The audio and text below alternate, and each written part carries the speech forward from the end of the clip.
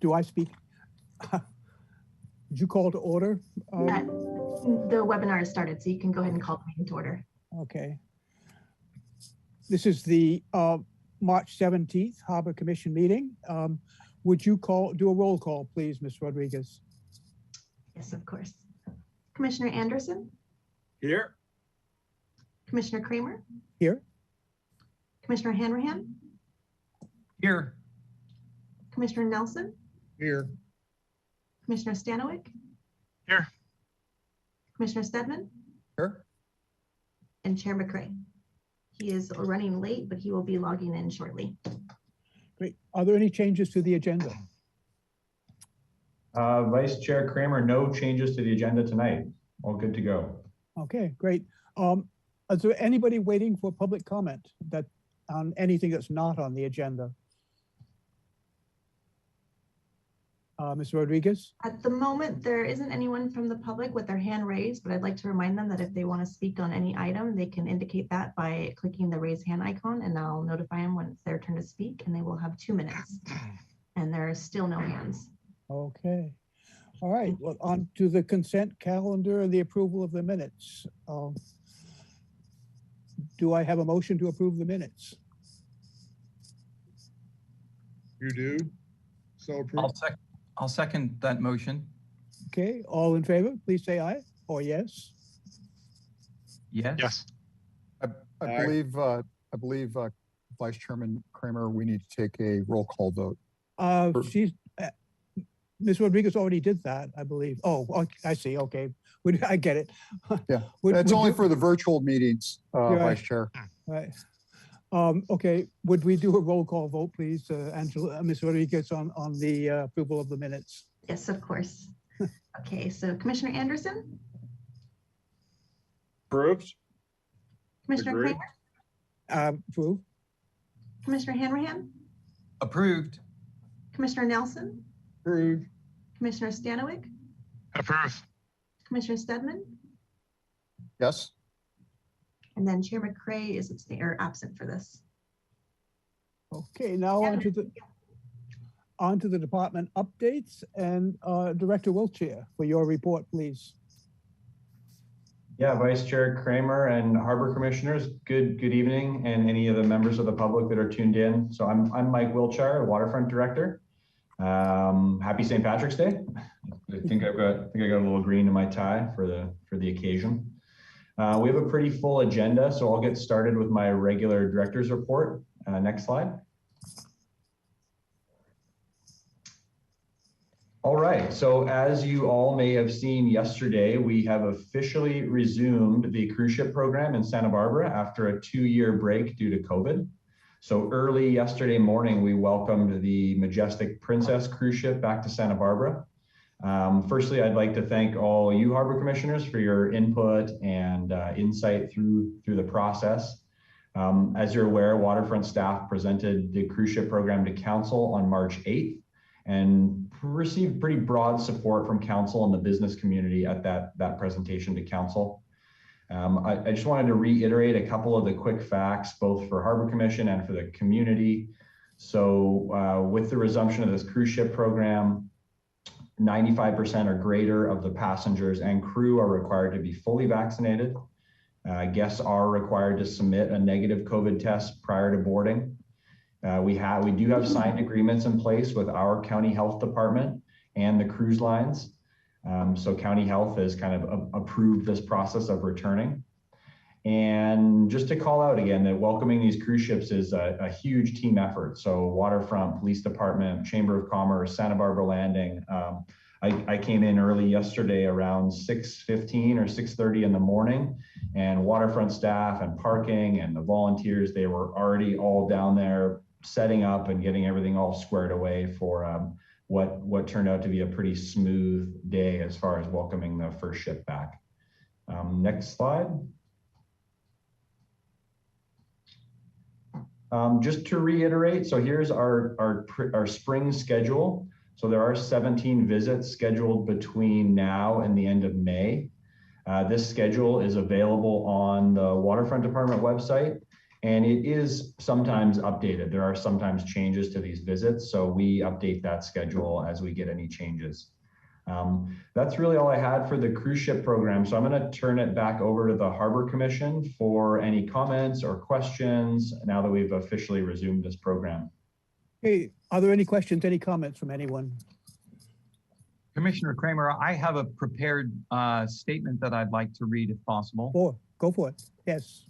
Great, thank you. Director Wiltshire, Temp Chair Kramer, and my fellow commissioners, recently the commission was asked to draft a letter in support of the return of cruise ships to Santa Barbara as COVID cases decline. Thank you, Commissioners Nelson and Chair McCray, for crafting that letter to City Council on behalf of the commission, and thank you for incorporating my concerns. I recognize that tonight's commission meeting is not meant to be a deep dive into the pros and cons of the well-established cruise ship program here in our magnificent harbor. As we have heard, that program was established 20 years ago and runs smoothly thanks to waterfront staff. However, it is the return of the cruising industry to Santa Barbara after a 2-year pandemic hiatus that has brought up new questions among members of the public as to whether cruise ships are a good fit for Santa Barbara. I wanted to echo the concerns of Councilwoman Kristen Snedden regarding this question. In the run-up to tonight's meeting, I spoke with locals and read comments at the end of articles about the return of cruise ships on Ed Hat, Newshawk, and The Independent. Many appear to question whether cruise ships are right for Santa Barbara. To be clear, I am a member of the business community in Santa Barbara. I believe in giving local businesses every opportunity to succeed, and I understand the economic benefits that these ships and their thousands of passengers bring to restaurants and shops along the waterfront and State Street. I want the community in the business community in Santa Barbara to thrive and will not stand in the way of commerce. But as a 25-year resident of this town, I also want to see Santa Barbara progressing towards a greener or perhaps bluer economy, one that reflects the consensus of our community. I want Santa Barbara to be a leader in sustainable economies on the California coast, showing other cities how we build great business infrastructure, including strong contributions from tourism, but also taking into account nature and the environment across our decision-making process.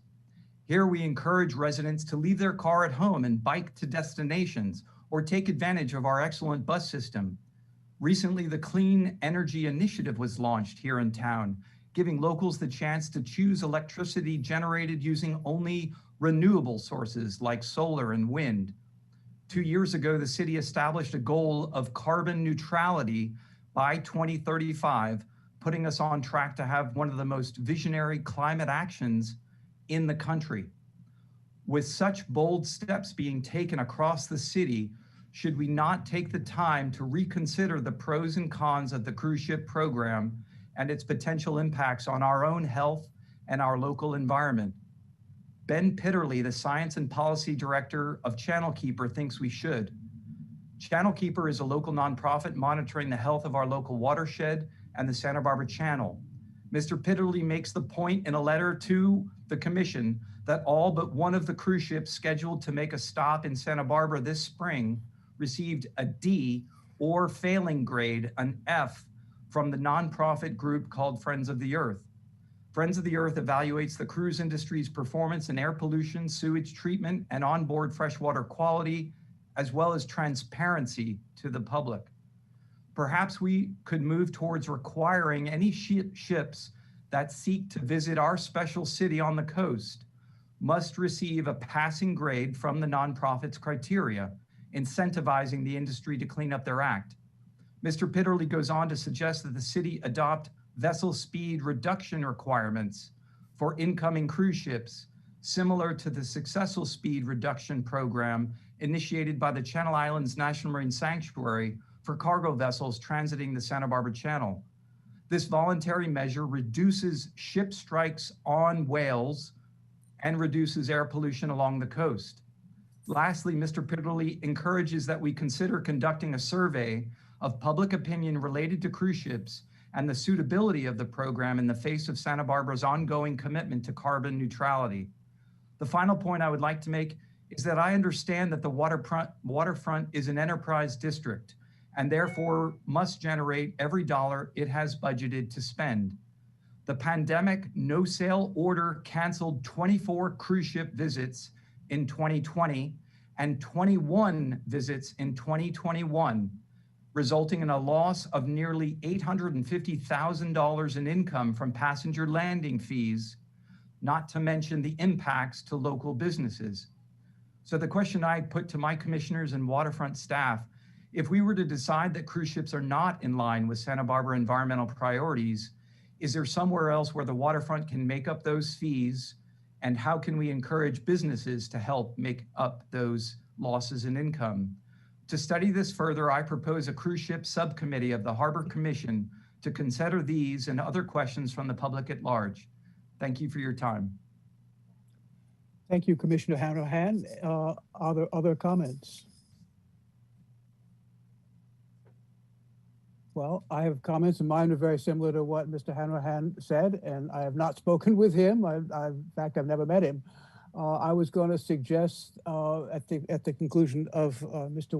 Wiltshire's report that we form a subcommittee, an ad hoc subcommittee, to look into the very things that he mentions that Mr. Pitterly's letter also mentions about the reduction of speed, and also that the cruise ships get a good rating from the Friends of the Earth or any other rating service.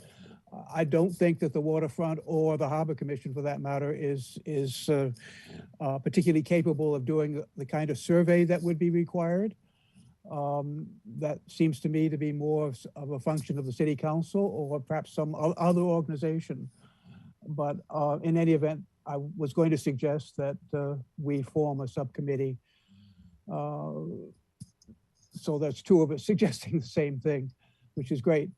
That letter, by the way, is posted for anyone listening, is posted on the Harbor Commission website, thanks to Angela Rodriguez posting everything promptly, and I recommend reading it. Does anyone else have any comments now that I've made mine? No? Okay, well, then I think you were going to talk, Director Wiltshire, about the tentative agenda items for future meetings.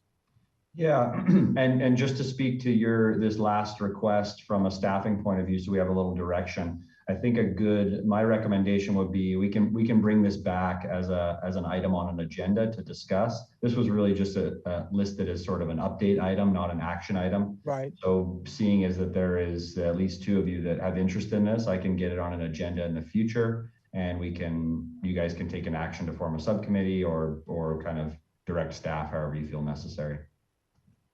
That sounds good to me. I know there has to be advance notice before we even begin to discuss this, since this has come up at the last moment, so to speak. So are the commissioners in favor of this? I mean, it should be more than two of us supporting it, I think.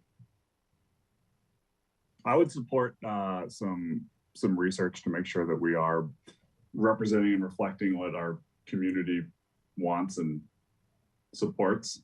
I don't know exactly. Because again, I don't know the details of what that would look like, but I think it makes sense. Seems like it is a topic worth review. The subcommittee makes sense to other people, or that's three of us? I definitely think, subcommittee, if people are passionate about it, it's definitely an item worth reviewing, especially considering also we have public comment. But also, let's not forget, sometimes, I took a look at that Friends of the Earth the report card. And, just driving where some of these report cards are coming from, I mean, there was only 2 cruise lines that weren't a D or an F out of all the cruise lines that were on the Friends of the Earth website. So, I mean, that's just something that I think need to consider, that, that the ones coming to Santa Barbara and just the ones that were being researched in general, I mean, there was only 2 that were of passing grade. So, if we want to definitely research this and take more look into this. Commissioner Hanrahan and Kramer, you both seem like you're interested in this. So I'd support it if you guys would want to form Commissioner Nelson. Yes, I would support the commission in setting this up, but I would hate to draw conclusions as part of setting it up. I think we keep an open mind, we do a deep dive, we look into it, and we make careful recommendations that we don't assume that the organizations that have raised concerns and objections are correct. We ought to at least have a full objective investigation. So. I completely agree on that. And it should be noted, by the way, as one of their recommendations of slowing speed. This is something that the Harbor Commission has gone on record in support of the sanctuary, slowing of speed of all ships in the channel, of all commercial ships in the channel. So, so you will set up, are you looking to setting up subcommittee, Director Wiltshire, or have it on next month's agenda? Excuse me, Madam Chair. Vice Chair, Yeah. could I just interrupt for just 1 second? I don't want this to get too far off the agenda topic, which is just the director's report. And I think that. Excuse me, can you introduce yourself, please? Yes, sorry. This is Sarah Connect, Assistant City Attorney. And I just wanted to advise not to take any particular action tonight on this, but just that you're requesting that the waterfront director to please bring the matter back for discussion would be the only consensus that you would be wanting to take tonight on this matter. Thank you. Could this fit under the tentative agenda items for future meetings, which is our next part of the director's report? You could do that, right? Yep, that'd be fine. Great, thank you. So, Director Wiltshire, the tentative items for agenda items of future meetings. Yeah, Angela, next slide, please. All right. Yeah, that's perfectly good direction for staff, Vice Chair Kramer. We can run with that. Great. So as usual, I'll go through a couple items that we have slated for upcoming meetings. This list is not exhaustive by any means, but it's just kind of a tickler for what we have coming in the future. So insurance requirements for vessels in the harbor. I know this is kind of one of the bigger ones that we wanted to look into this, not only in a future meeting, but kind of this year. So we'll be bringing that back fairly soon. Waterfront municipal code updates, also a big lift. Eric Engbretson and the attorney's office are working on that right now, and we're looking at bringing that back shortly.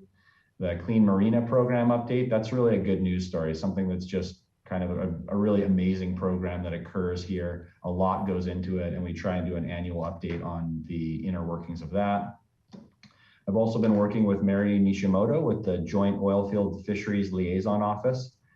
They do a lot of good work sort of liaising between commercial fishing and other activities in the channel, not only oil and gas operations. And I think it would be really useful for the committee and the public to hear from her. It's a really interesting partnership that's been in place for decades, and there's a lot to be gleaned from it. So hoping to get her in for a presentation in the near future. And then now, of course, we will find some time on an agenda in the near future to discuss cruise ships in more detail and allow the commission a chance to form a subcommittee if they so choose. Great, thank you very much. That brings me to the end of my director's report. So barring any more questions, I'm going to turn it over to Mr. Brian Adair for his facilities update. Thank you. Mr. Adair, are you? Yes, hello. Hello, commissioners. My name is Brian Adair, Waterfront Facilities Manager. I'd like to present to you my monthly facilities management report. Next slide, please. I'd like to let you know that we did our annual harbor tree trimming. We do tree maintenance, which is performed by the Parks Division. Our priority areas are along public right-of-ways and to remove dead palm fronds to prevent any safety issue with them falling. This month we trimmed back 70 palm trees, and the Waterfront Parking Division as usual, is very helpful in providing traffic control. Next slide, please. This is just a diagram that indicates where those 70 palm trees that we pruned in the waterfront area. Next slide, please. I just want to give an awareness that we have a Marina Dock Carts program. The docks carts are for slip permittees. Carts are staged inside marina entrances. We have 14 dock carts with city logo and cart number. Carts are on a first come, first served basis.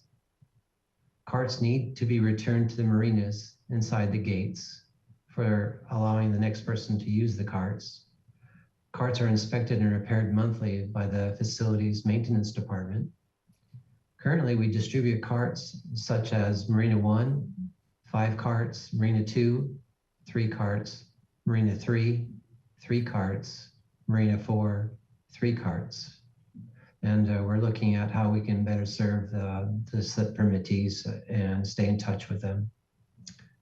For the next report item, I'd like to turn it over to Melissa Hetrick. Melissa?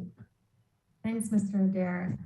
I'm Melissa Hetrick, Acting Energy and Climate Manager with the Sustainability and Resilience Department. And I'm just going to give you a quick update on some sea level rise resilience grants that we just received. Next slide. So if you recall, in 2021, our council approved a sea level rise adaptation plan for the city. And that plan takes a phased approach to planning for sea level rise based on close monitoring of changing conditions, and then taking actions when certain triggers or thresholds are reached. It specifies a number of near-term actions that the city could take to prepare for sea level rise in the next 10 years. And then it proposes a structure for decision-making in the mid and long term. So since 2021, the implementation of the adaptation plan has been coordinated out of our Sustainability and Resilience Department. And we've been working with our climate adaptation interdepartmental staff team to go through the high priority near-term actions, further flesh them out and scope them out, see what items could go together well, and then apply for funding for the highest priority items. And so we did just find out that we received 3 grants totaling $2.2 million from the California Coastal Commission for 3 projects. And the grant terms go to 2025, although they can be extended to 2027. Next slide. So the first is a grant for development of a regional coastal adaptation monitoring program. And while we applied for this grant and are a partner, it really is going to be led by Beacon. And the goal of this project will be to develop a monitoring program that tracks parameters such as sea levels, beach widths, bluff position, groundwater levels, so as to inform when adaptation actions are needed and evaluate the success or potential impacts of projects. And so this will cover the entire Beacon area, so Santa Barbara and Ventura counties and the cities included in that area. Development of the program will be done with a consultant team, Beacon's Science Advisory Committee, and then an agency stakeholder team, which the city will be a member of. And once a draft monitoring program is developed, they would conduct 2 years of pilot monitoring, and then we would circle back and look at any changes that need to be made to the plan. So the idea here is really try to use as much existing information as possible and really make this as simple and efficient as possible so that moving forward, it's low cost to implement and easy to implement. Next slide. The second project is something we're calling the Waterfront Adaptation Plan. And essentially what this is just a number of projects along our public waterfront. And so this is 1.24 million. And the first thing it includes is a wastewater and water systems adaptation options report. This is doing a feasibility study and developing a concept plan for moving or otherwise flood-proofing our sewer trunk mains that are located under the beach south of the bike path. And then looking at potential near-term changes to the lower sewer system. This project, this report will also satisfy permitting requirements we have right now, and we'll look at mid and long-term options to the lower wastewater system and El Estero Water Resource Center. The other big study in this is a feasibility study and concept plan to raise or modify the harbor breakwater, rock groin, sand spit, and walkways. And then essentially these two technical studies will get folded into a 30-year waterfront adaptation plan, which essentially will be a 30-year shoreline management plan for the waterfront area. It will look at how we should be managing sediment and beach berm construction and potential other options like dunes along the waterfront in this time frame, how we should be designing any new structures to account for sea level rise, and then what other measures we need to do to, say, flood-proof portions of the harbor commercial area. Next slide. So this 30-year timeframe, the reason it was chosen is in this timeframe, it's anticipated that the impacts of sea level rise will be predominantly seen south of Cabrillo Boulevard, as you can see in this map. Next slide.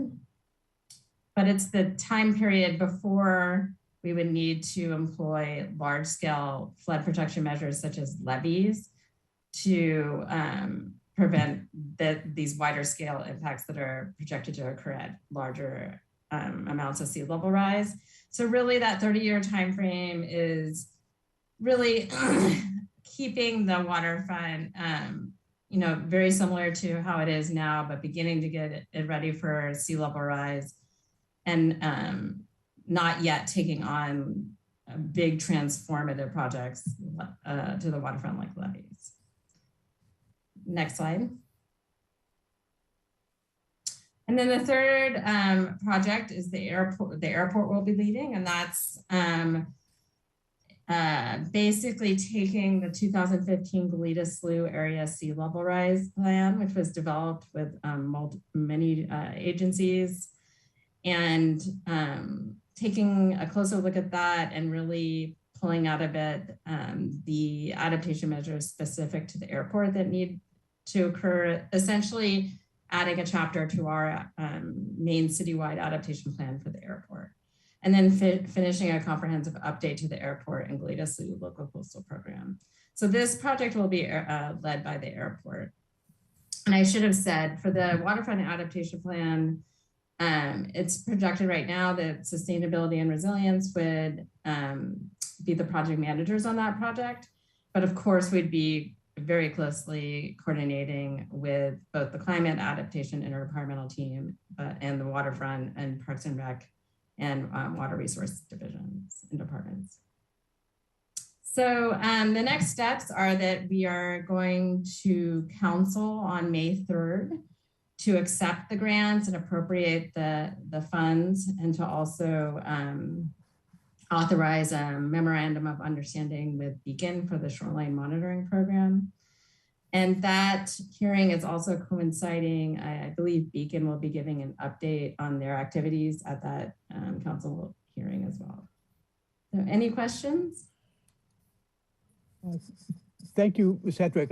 Does anyone have any questions? Anyone on the commission have any questions? I'd like to say congratulations on winning those grants. That's really spectacular, that getting that money to do the studies. Thank you, Vice Chair Kramer. Yeah, we're excited. Yeah. Commissioner Stedman. Yes. Thank you very much. So Melissa, the real change with your report compared to last year when you gave her an update are the funding grants. Is that correct? Yes, Commissioner Stedman. Yes. So since I remember the last time I've been at the Harbor Commission, but I believe it was close to when the adaptation plan was approved. Yeah. And yeah, since then we've just been prioritizing projects, scoping them out further, and applying for funding. So this is just reporting on the funding that we've gotten so far. Yeah, I do recall in your last report that you showed different scenarios right? Some of them were quite alarming. Like just basically covering area that was north of Cabrillo, right? So in these slides that you're showing us tonight, what's the assumption in the next 30 years? How much rise will we experience over the next, from now, and then in 30 years? Where will we be? Commissioner Stedman, so the state every 5 years takes a look at the various sea level rise projections and then kind of issues their recommendations to us of what we should be planning for. And they, the one that we had to look at as part of our adaptation plan that they want us to at least plan for at a planning level, it's called the medium high risk projection, and it has a 1 in 200 chance of occurring. And that is 2.5 feet by 2060 and 6.6 feet by 2100. Now that same report has much more likely projections, projections that are in the range of 20 to 85%. And those, I'd have to take a closer look at them, but they're closer to something like 1.5 feet by 2060 and close to something like 30 something feet by 2100. So it really depends on, the projections are much closer together in the short term. They're much more aligned. And then of course, as we get out into time, depending on what scientific study comes out or is the latest, they tend to diverge. So that's why we're taking the approach right now. Most of these projects that are at the very highest priority are projects that address issues we already have. So we already have flooding issues along, and so they're just higher priority now. And that's the approach with our phased approach, is to really track how sea level rise happens, and then have triggers, say at 1.5 feet sea level rise, we need to decide on this next step. Got it. Thank you for clarifying that. Yeah. Are there any other commissioner comments or questions? Saying none, but also saying that Chair McRae has arrived. How long do you expect the study to last, Melissa? Vice Chair Kramer, it depends. I think we will start with the 2 technical studies, and so we should hopefully get initial results on those in the next year or a year and a half. And then, we would be coming to Carver Commission during that time. But then the folding into the greater plan. I think most of these projects will probably take the entire grant term, all the way out to 2025 to get to final completion with all the process and Well, I'm sure that all of us on the Harbor Commission will look forward actually to hearing whatever you come up with in terms of the waterfront. So again, thank you very much for your presentation. And again, congratulations for getting that money. Yes, congratulations. Good job, Melissa. And I'd like to turn it over to Chair McRae, since he is now here. Merritt?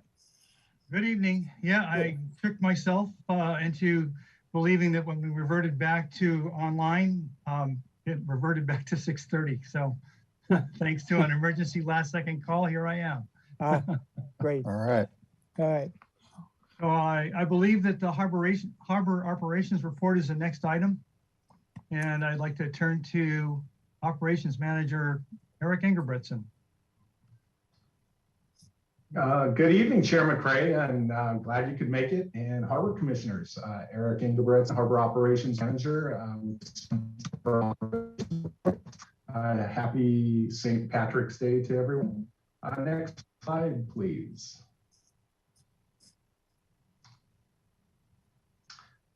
So the Santa Barbara Yacht Club will be hosting Wet Wednesday races, which began March 16th, and they will run through October 19th. To enter the races, you must be a member of a U.S. Sailing Association or recognized sailing club.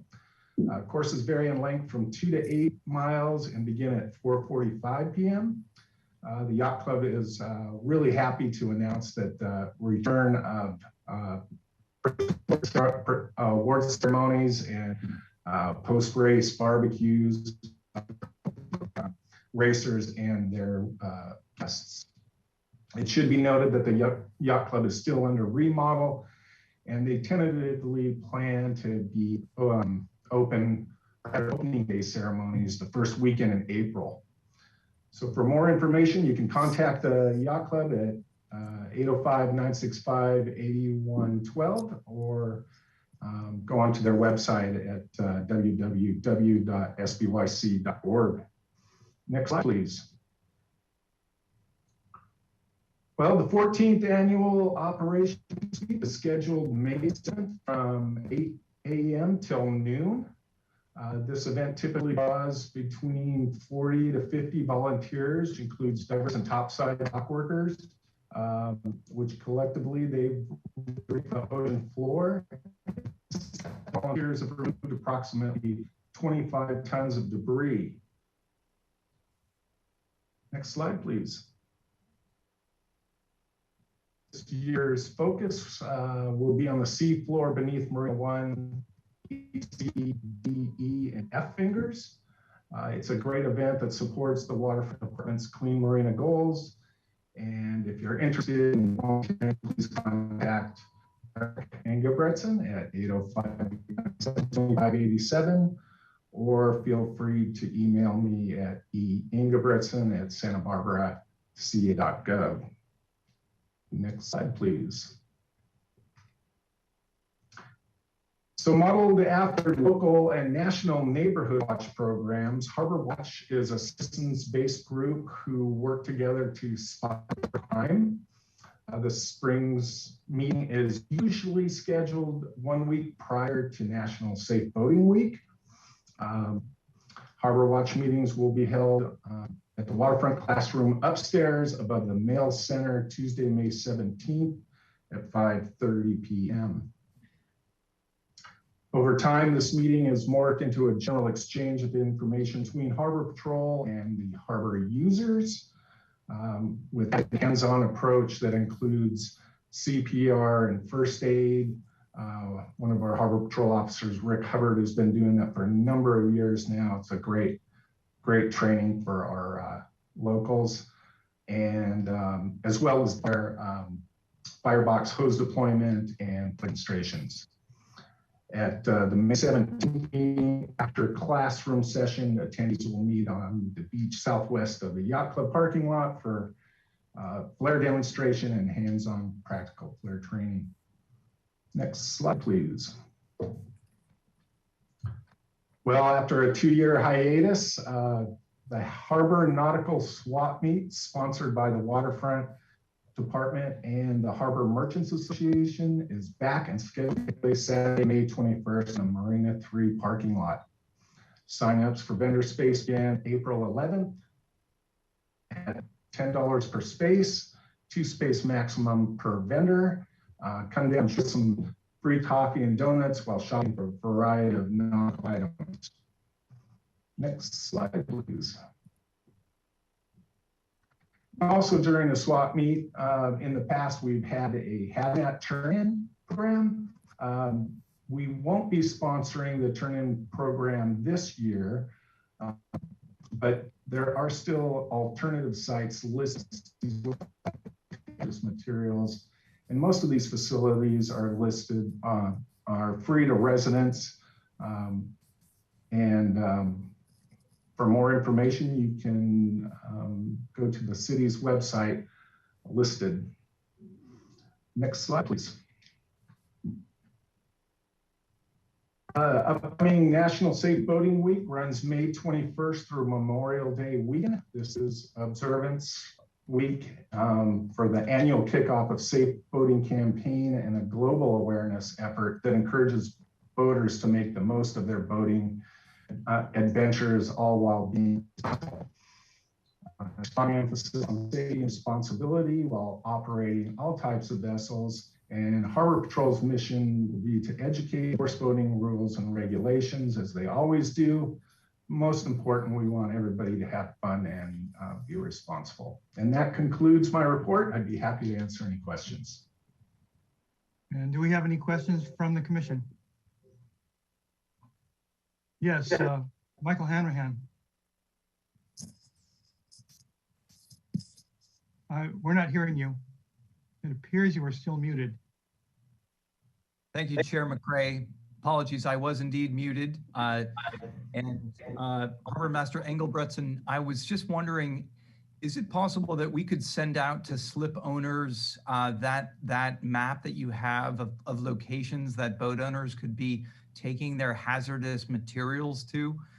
I think that the more often and plainly that we offer boat owners with the opportunity to properly dispose of hazardous materials, they will end up less frequently in the water or on the dock in a location that somebody else has to deal with. Vice Chair, Commissioner Hanrahan, of course, great idea, and it would definitely support our clean marina goals. So we could certainly put that in billing, or yeah, we can get that out to folks even through Blackboard Connect. So thank you, very good point. Appreciate it.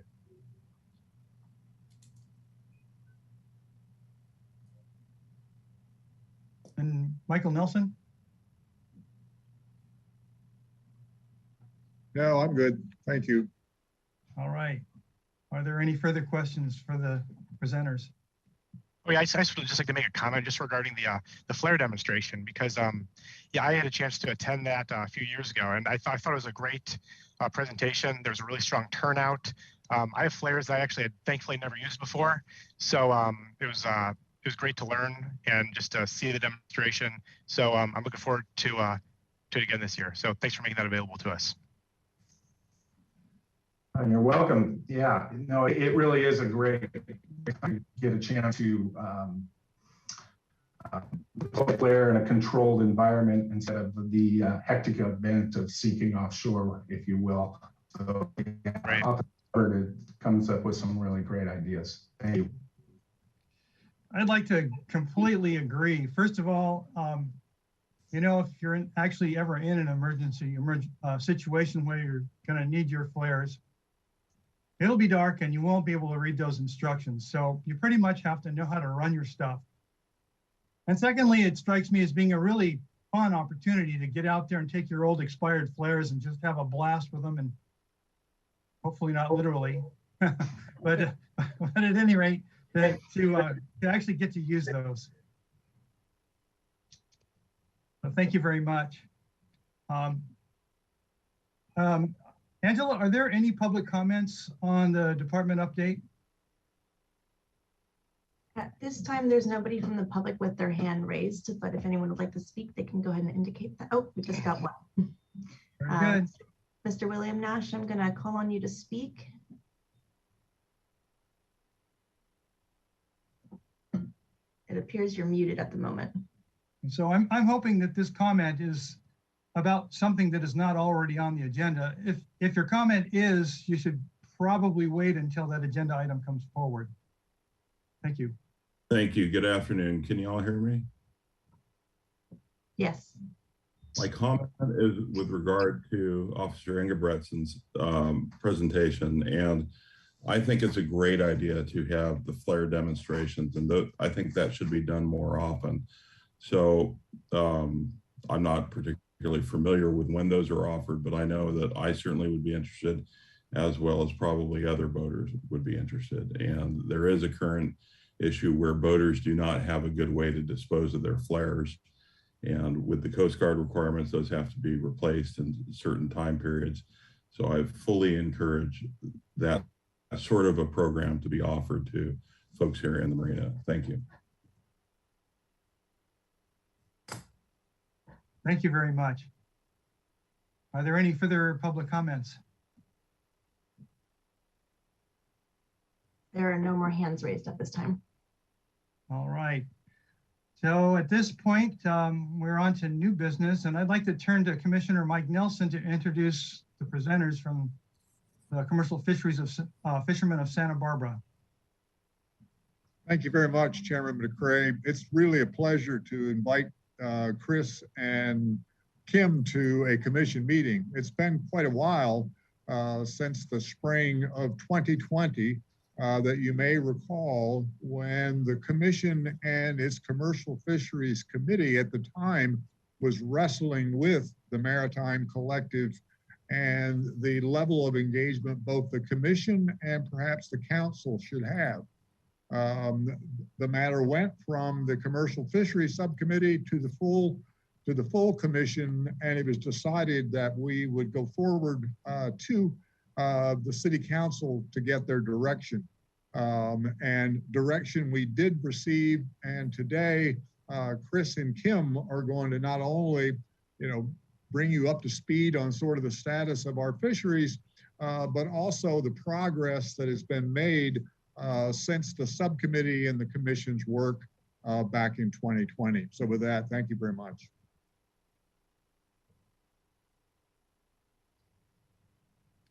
All right, so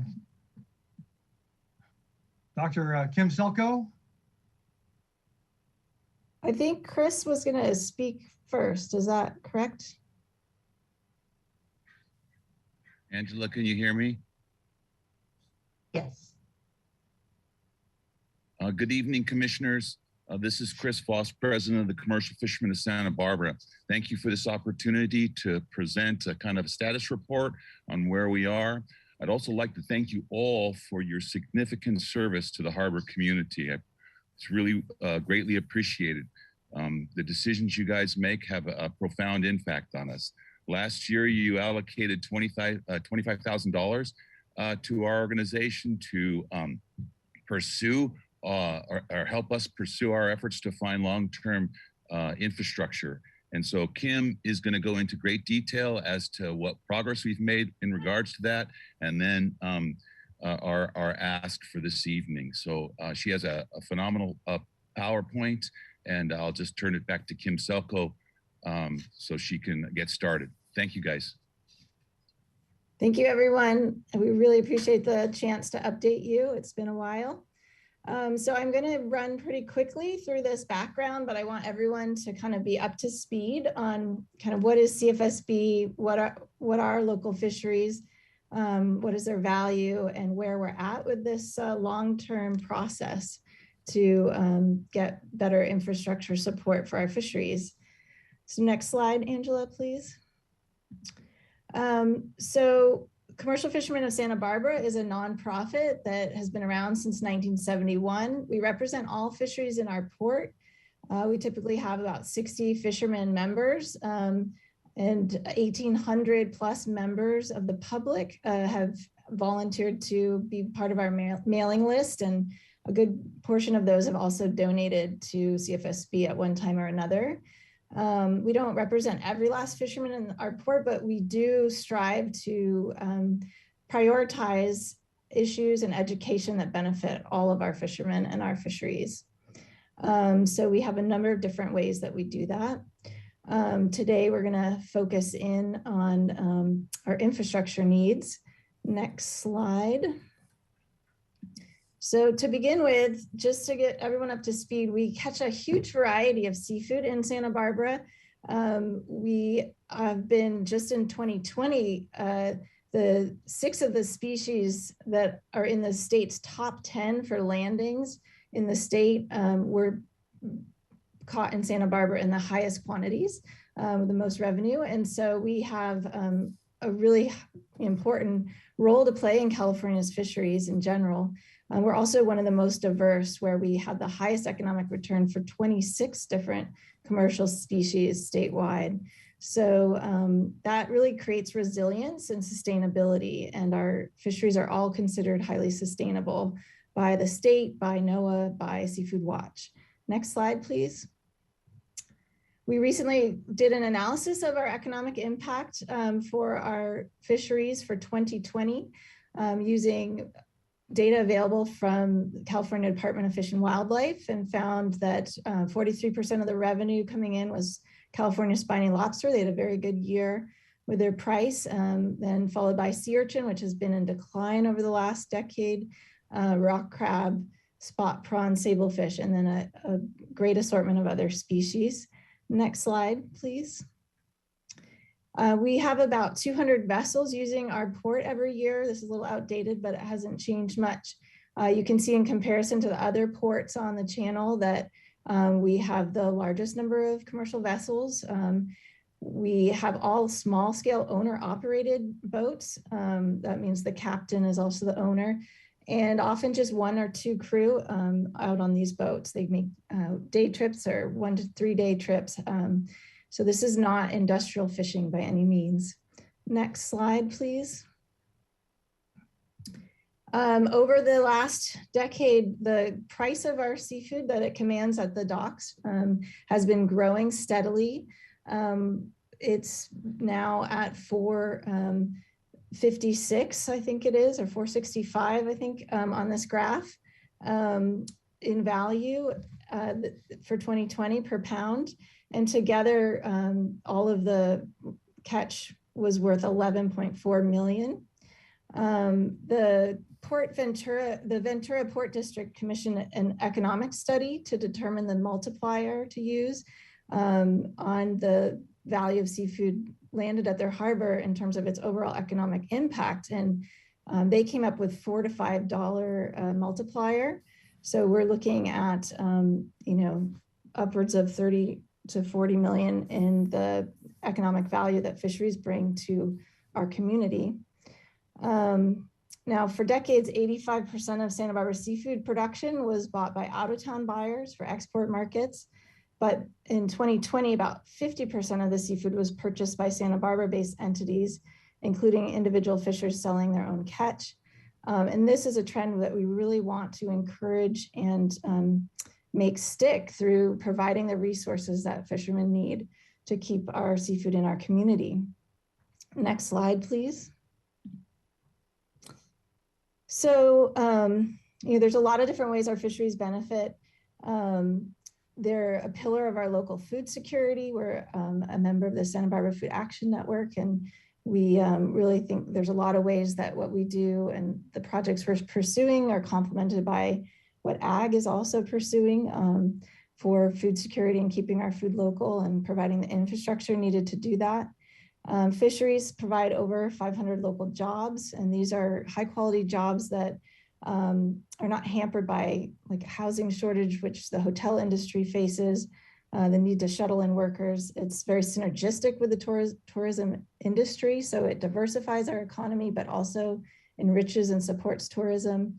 And importantly, the harbor dredge funds are tied to having a commercial fishing port. Next slide. So what do we need to do to support this industry? We've been working on this issue for many years. Sea Grant originally commissioned a study of what are the needs, and the needs remain the same.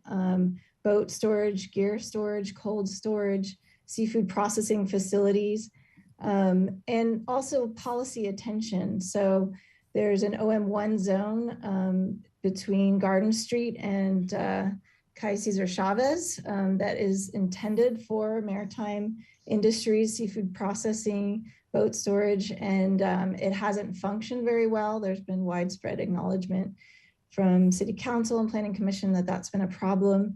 And we need to be more creative about how to support local fish processing so that our fishermen are getting a good price. They're not selling to big consolidators from out of town that give them a bad price. And we want to integrate fisheries into the city's economic recovery plans.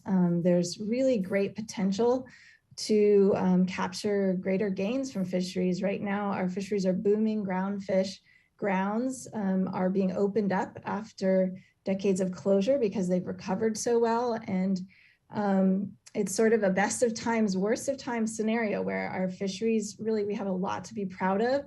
We're bringing in a lot of seafood and it's sustainable and productive, and yet the fleet is graying. The fishermen are an older and older generation, and it's hard for younger fishermen to get a foothold because of the cost of land and storage, and the fact that all of the services that help support commercial fisheries have left town. This is not a unique problem. It's happening all over the country, and every city that has an important port is working on this problem just as we are. Morro Bay, their city council actually used city budget to buy fishing permits because they got to a point where there weren't enough people fishing and they want to keep that identity. In San Diego, the city is working to create a fish auction house. In LA, they've created something called AltaSea, which is to attract aquaculture and integrate it with fisheries, and they put a lot of money into that. So there's a lot of great models to draw from. And this is just sort of our obligation that, well, we're all on watch for the health of our commercial fisheries. We need to take action. Next slide, please. So our kind of vision of sort of how to bundle this all up into a single project is called the Maritime Collective. We envision a multifaceted facility with gear, boat, and cold storage, seafood processing, educational programs, and workspace. And this would then meet the basic infrastructure needs of the industry, but also make Santa Barbara a hub for the emerging blue economy, tie into the incredibly strong oceanography at UCSB, provide seafood access and ocean education to Californians, and it would satisfy the obligations of the Coastal Act and Local Coastal Plan, which specify that you may not degrade or erode the infrastructure needed for fisheries. You can only maintain and enhance it. So our infrastructure has been kind of chipped away at because a lot of it is not dealt with at the harbor itself. As land use changes, fishermen are finding it harder and harder to be able to operate out of our port. Next slide, please. So I just wanted to kind of recap what we've done to date. In 2020, we went before City Council and we explained what I just explained to you.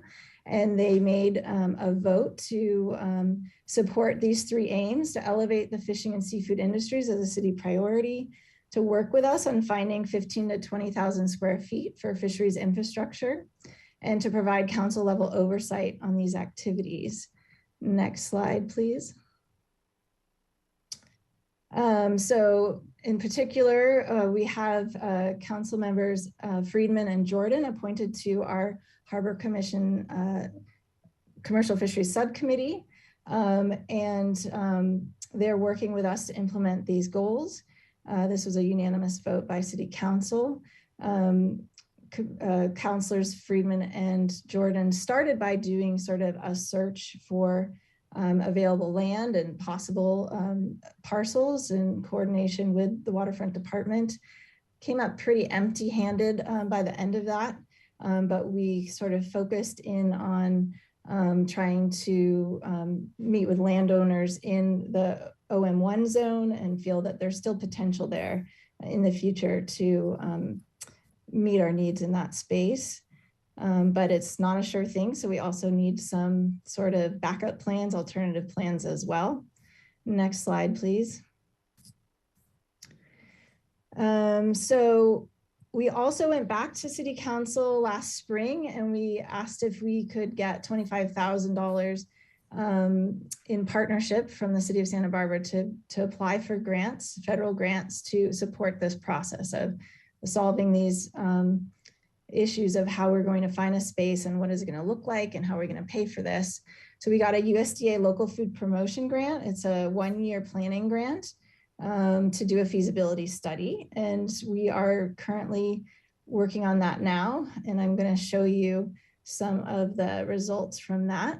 And sorry, I'm going very quickly because I know we're really short on time. And I hope that you'll get a PDF of this presentation and you can look at it in more detail. So next slide, please. So far, with the help of Ava Schulenberg, our newest staff member at CFSB, we've conducted a survey of top infrastructure needs from 43 commercial fishermen. These are one-on-one interviews that take 30 minutes to an hour. The average age of our respondents was 49, and they came from a variety of fisheries gear types. And we've also interviewed folks that are in the blue economy, businesses that support fisheries and tourism. And we are still conducting interviews. Next slide. So these are kind of a snapshot of some of the big takeaways so far from the survey. On a 1 to 10 scale, workshop and welding space was rated extremely highly by most people, and a shared processing kitchen so that fishermen can start to direct market and kind of add value to their catch, get it ready for farmers markets, et cetera. And also walk-in freezer and fridge to store fish so that you can control its entry into the marketplace. That also allows flexibility. Working with local restaurants to get your seafood into them, it really helps to be able to freeze it and dole it out as they need it. Ice machine was high on the list, and that's interesting, something to follow up on with the harbor, because it sounds like even with the ice machine we have, there's still need for more ice. It just is so important to fishermen to have a backup ice machine. Trailer, trap, boat, and gear storage is very high, as we knew. Even a shipping service so the fishermen could ship their seafood, and all sorts of, we actually have probably a dozen other entries that we didn't have room to present here, but we have a very good handle on what the consensus is on the needs. So there is just a lot of interest. Next slide. I also won't read all of this, but just to kind of sum up this middle quote, this was a really typical sentiment. I look at the younger guys and I think everything is against them and they lack the resources. They need to be really self-sufficient and dedicated to make it to a stage like I'm at now. So the older generation, they have land, they have good deals on where to store their traps and avocado orchards, et cetera. But the younger guys can't do that. They can't get a foothold. So really the future of our port depends on meeting these infrastructure needs. Next slide. So how can the Harbor Commission help? Really, we just want to keep attention to this. We want to keep forward momentum. The Commercial Fisheries Subcommittee is a really critical part of this, and we're so grateful that we have the city as a partner, and the Planning Commission has been involved, the Harbor Commission has been involved, as well as community development, and the Economic Development Manager has been fantastic working with us. So we want to keep that going. We want to really focus on the LCP update and implementation, as well as the zoning ordinance and the economic development plans that are ongoing. That's been sort of on a slow track or on pause, I think, as the Coastal Commission approvals has happened, but we're really hoping to engage and make sure that fisheries are supported by the implementation plans. And we also want to keep the ball rolling past our 1 year, $100,000 USDA grant. So we need to keep fundraising, and we feel that we are in very good stead to get a full grant, which would be $500,000 from the same USDA program. And they require 25% match. So we've been told by our city council advisors that $50,000 is a good amount to request at this time. And there are other federal grants as well that we can apply to through NOAA, through the EDA. And we've been in touch with the EDA reps and a whole network of folks in our area working on these types of issues. So this is, just to be clear, this is matching funds. So we would not take and spend that $50,000 unless we get a grant that is at least 4 times this amount. And so it is really an investment to leverage city resources to solve this problem, to make sure that we have, we're continuing to build on the momentum of what we've accomplished so far. And I will stop there and take any questions. Thank you.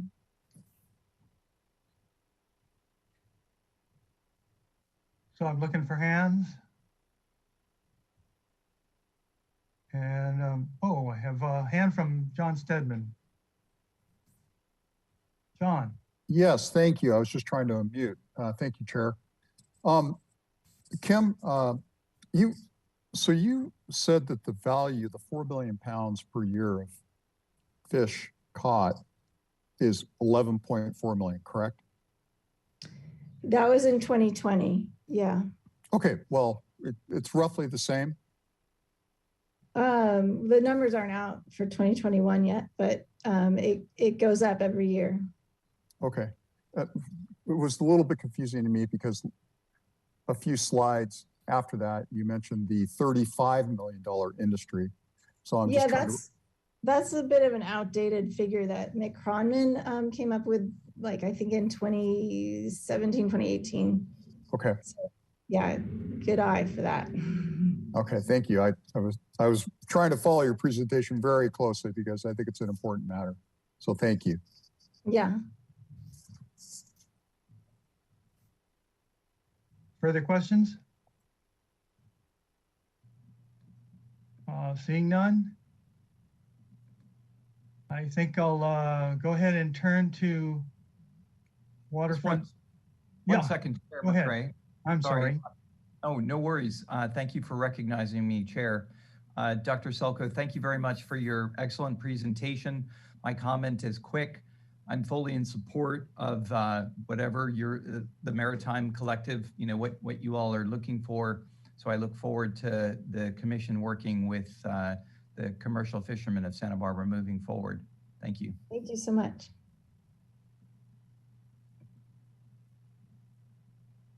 Merritt?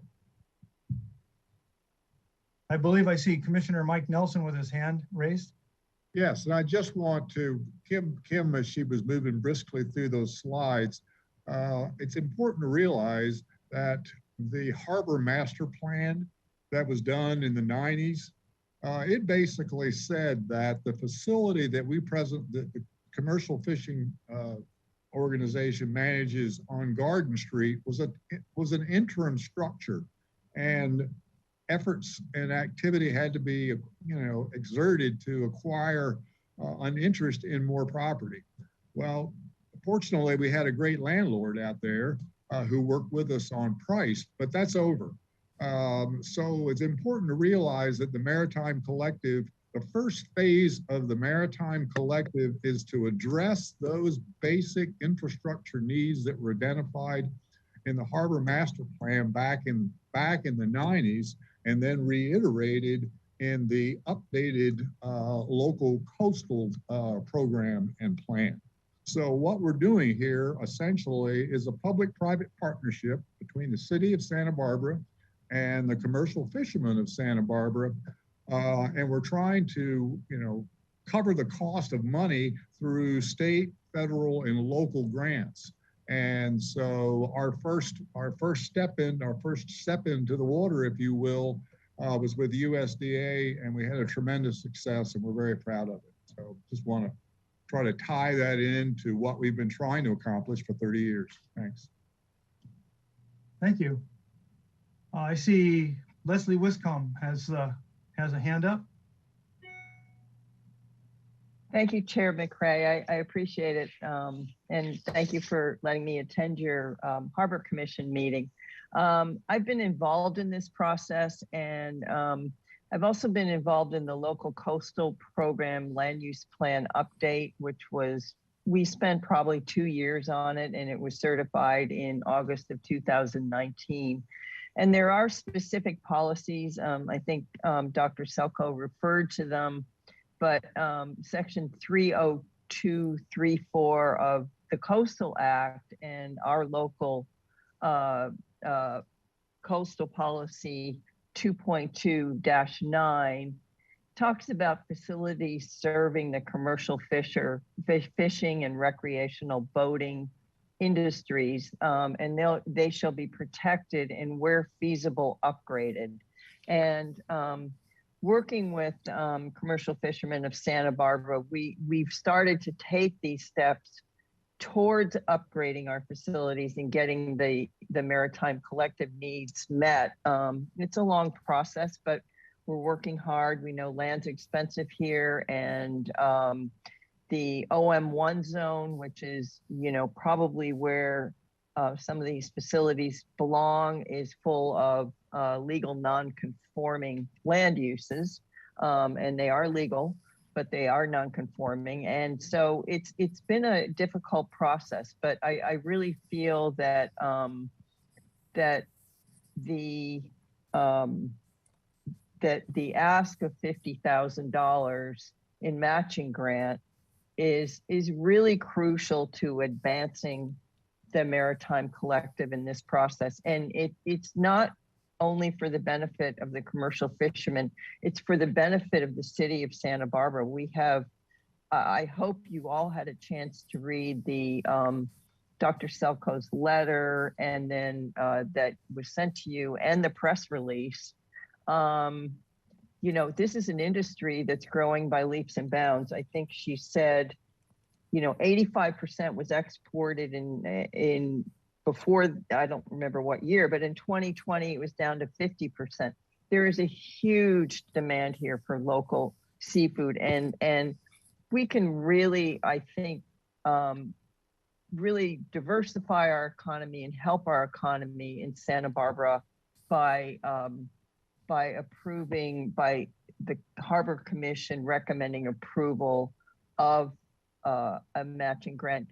Director Wilshire would have to tell you where that goes. I don't know where in your budget. I know you're going to be discussing your budget, where that's going to go. But I think it's really important to keep the ball rolling and keep the support going.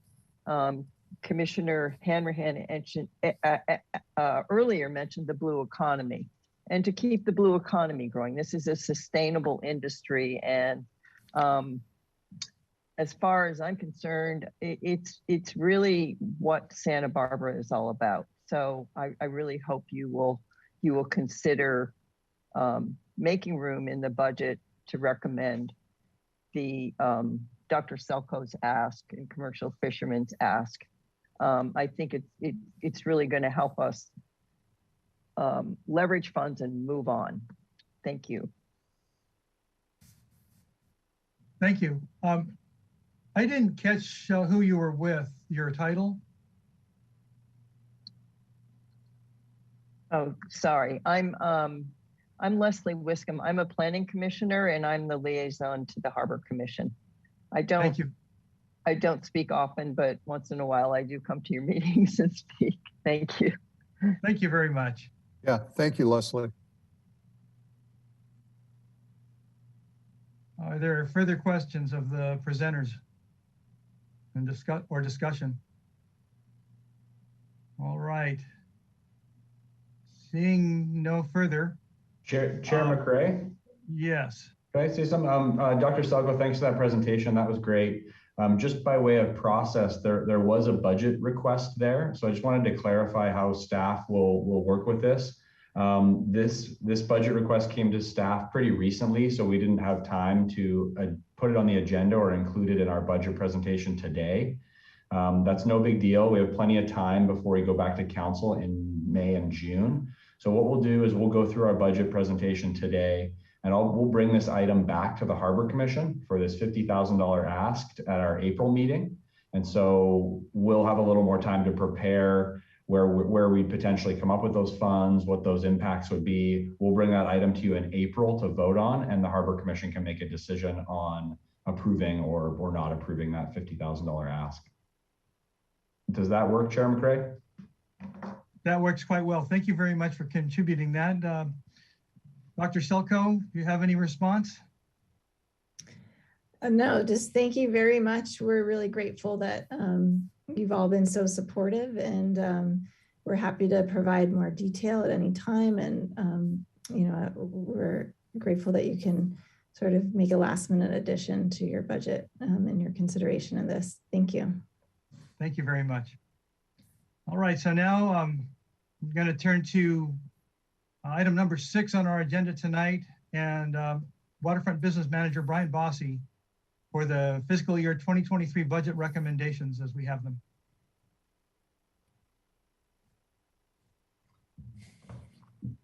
Good evening, Chair McRae and commissioners. I believe Angela's going to kick us off on this one.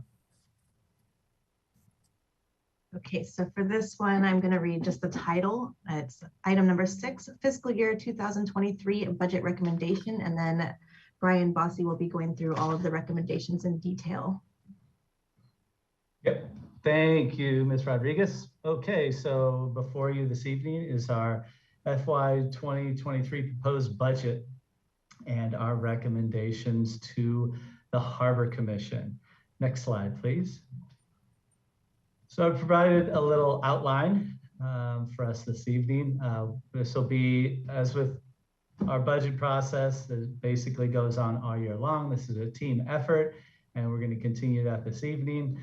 Mr. Wiltshire will provide a high-level introduction, and then I will go over some year-end projections, both revenue and expenditures for this fiscal year. You saw this last month, so I'm going to go quickly through that.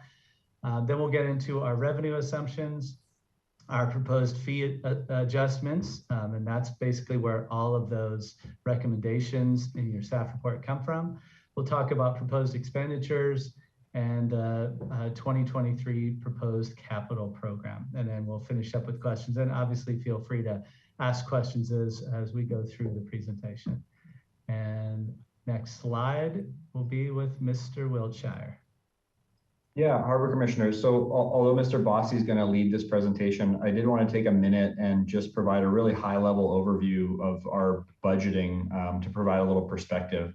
My hope is really just to provide some context and a little bit of insight to some of the factors that influence our budget, and really just give an idea of some of our big picture efforts. So on this slide, I've outlined some of our high-level budget considerations, both in the near term and in the long term. So with respect to the near term, it's really been an interesting couple of years economically. It has not been business as usual. So the economic impacts of COVID were real and affected our budget in a number of ways. So as we started to kind of emerge from COVID, it's presented a few near-term drivers that really impact how we have to make budget decisions for the coming year. So firstly on this list, one of our key goals is we're really striving to resume our capital improvement program. So during COVID, we essentially ceased spending on capital projects as a way to limit our expenditures. Not reinvesting in capital infrastructure is really a short-term dollar saving solution. It's not something that you can continue in the long haul. We would just erode our infrastructure. In healthy times, we aim to reinvest about 10% of our budget back into capital infrastructure. So this amounts to about $1.5 million to $2 million per year. And it should be noted that that capital reinvested, that investment it's funded solely by revenues that are in excess of our operating budget. So our operating budget essentially needs to run at a surplus in order to fund our capital program. Secondly, we're aiming to fund our reserves back to policy level. So we're obligated to maintain a certain amount of money in reserve for emergencies, disasters, and really just any uncertainty. During COVID, we drew down on these reserves pretty heavily. We used them to fund our operating budget and kind of keep the waterfront running. As a really heavy infrastructure heavy department, maintaining these reserves is really extremely important to protect us in the event of any unforeseen repairs or issues.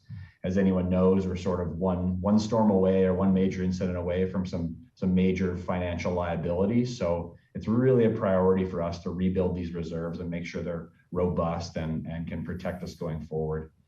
And then lastly, in the near term, we really need to keep an eye on rising external costs and inflation. So the waterfront department is really operational. A large portion of our budget is dependent on outside costs. So this includes materials, fuel, contract labor, insurance.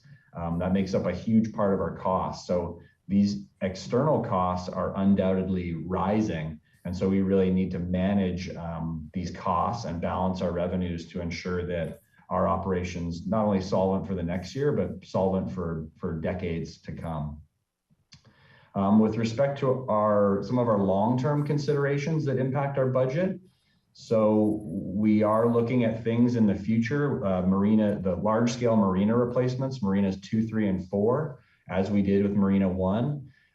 As Ms. Hetrick mentioned, so sea level rise planning, we did get that grant, but that grant is really for the planning. Once we do get to a phase where actual construction and hard dollars have to come, we need to start thinking about that. Is that something that will impact the waterfront budget? Will we be fully funded from outside? Will the federal government step in? But all of these are sort of risk factors that come into play when we're thinking about our current budget. And then really long range revenue and expenditure balancing. So we need to make sure that we do our best to project our future costs out and ensure that we can balance revenues smoothly so that we don't get into a position where 5-10 years down the road, we have to make dramatic swings to our revenues and fees to make up for an unforeseen cost. Next slide. All right, so I also wanted to take a really high level look at the department's revenue sources, and Brian will get into these in a lot more detail in coming slides, but I wanted to kind of lay out the major sources where we receive our revenue from at a high level. So again, we are an enterprise fund. We rely completely on these revenues to fund the entire operation. So on this slide is a really simple pie chart showing our three major revenue sources. So at the top of that list is slip-related revenues shown in yellow. So this includes monthly slip fees, visitor fees, slip transfer fees, really anything to do with the marina itself. So this is our largest source of revenue, making up about 43% of our budget, or $7.3 million. The next largest piece is tenant rents. And so that's the segment that's in blue. So this revenue makes up about 36% of our budget, or about $6.1 million. And this is mostly revenue from long-term leases. And this revenue source is variable. So it relates directly to how well our tenants themselves are doing. During good times, we see more revenue from this source. During down economic times, this revenue source can be severely impacted. The final revenue source is parking related, shown in gray. So our parking lots and the revenue that they generate make up about 20% of our budget, or about $3.5 million. So those are really our three kind of revenue sources. Those are what we have to manage on the incoming side.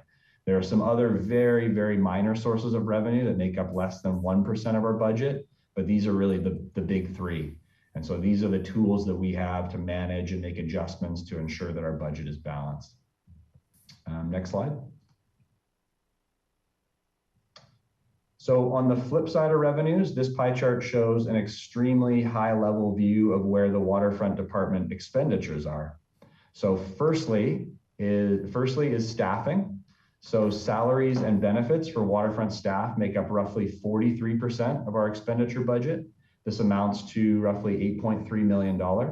So this includes all of our full-time staff, all of our hourly staff, all of the benefits, everything that goes into staffing. Really, for a large operationally heavy department, this is around where you'd expect to see the bulk of the costs in staffing. The second largest portion of that pie chart is supplies and services. That portion of our budget makes up about 19% of our expenses, or about $3.6 million. And this really includes everything we do to get stuff done. So this includes materials, contract labor, custodial contracts, permitting, environmental, really all of the external costs that we spend land in this category. The third largest is capital project spending. And so this capital project spending piece really varies each year. So this is where we execute larger renewal and infrastructure projects. Again, we target roughly 10% of our overall budget to reinvest in capital each year. And so that amounts to about $1.5 million a year. And this includes everything we do. So large scale dock maintenance, Stearns Wharf, timber and pile replacements, roof replacements, bathroom renovations, parking lot repaves. So this is really can be considered how we reinvest in our future and keep our infrastructure going for the years to come. The fourth segment of where we spend our money are allocated costs. And so these are fixed costs that we pay to the city of Santa Barbara for overhead and services provided to the waterfront. So these costs make up about 11% of our expenses, or about $2.2 million. So this includes property insurance, fleet vehicles, all of our computers and IT services, legal services, our attorneys, finance department of support, really all the things that we pay to the city of Santa Barbara as our overarching blanket organization. And the last item in the pie is debt service. So our debt service makes up about 11% or about $2 million of our budget. And this is simply principal and interest payments that we pay back on large past debt service projects. So the main large debt service project that we're currently paying for now is the Marina One replacement. We did not have the funds to fund that project completely. So what we did is we borrowed the money. Again, we also have one loan being paid off that has been used for Stearns Wharf rebuild projects, the Waterfront Center renovation. So these are kind of long-term loans that we're continuing to serve and pay off.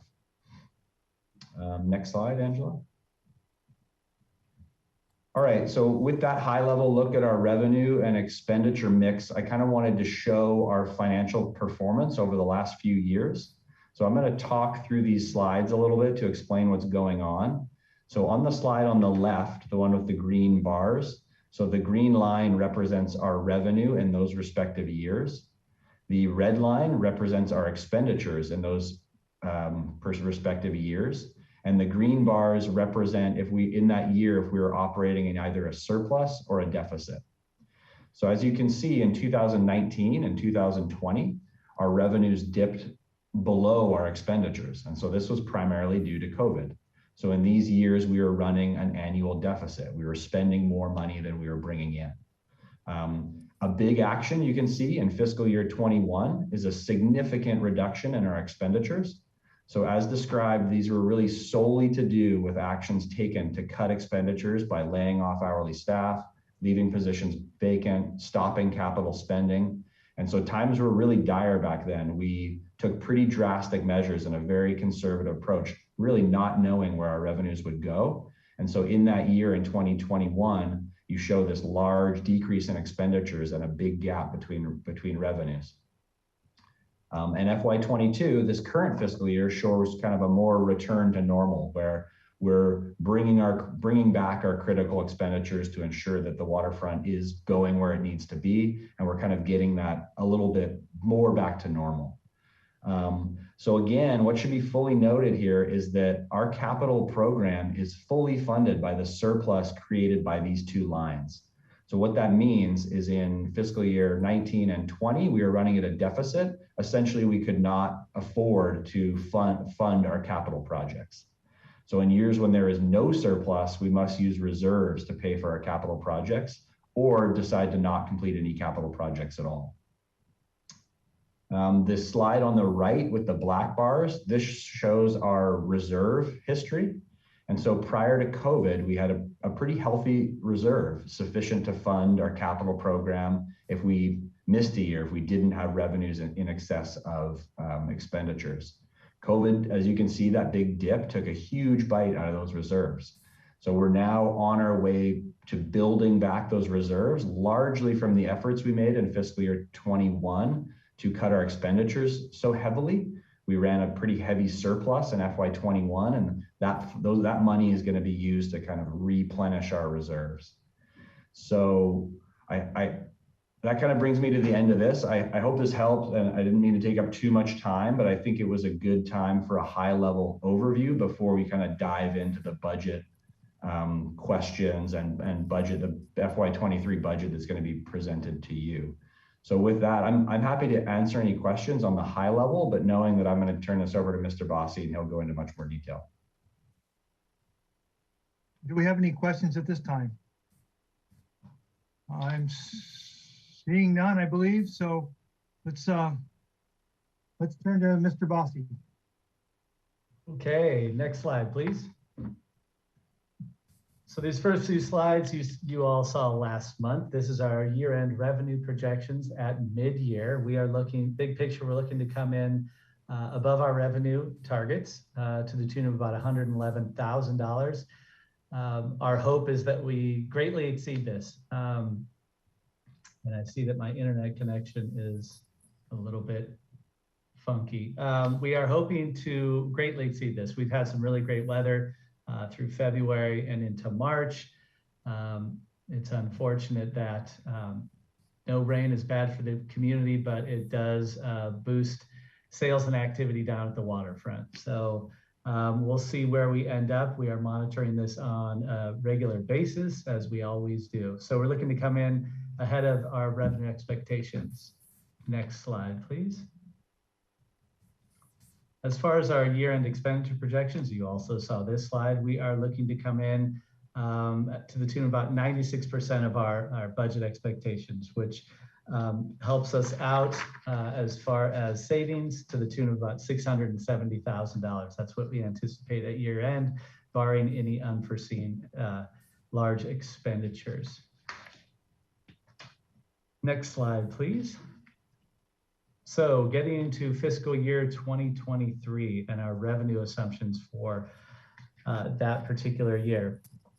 Big picture, staff is expecting about an 8.6% increase in revenues between 22 and 23. We're seeing ourselves come out of the COVID pandemic. Let's hope that continues. And that amounts to about a little over $1.3 million of an increase in 22 budget versus what we're proposing for fiscal year 23. As far as property management is concerned, we're faring pretty well. That's been a rather strong category for us now coming out of COVID.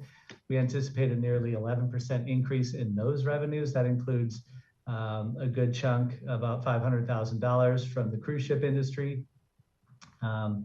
And also continued growth back to normal from our restaurant leases as well as our commercial leases.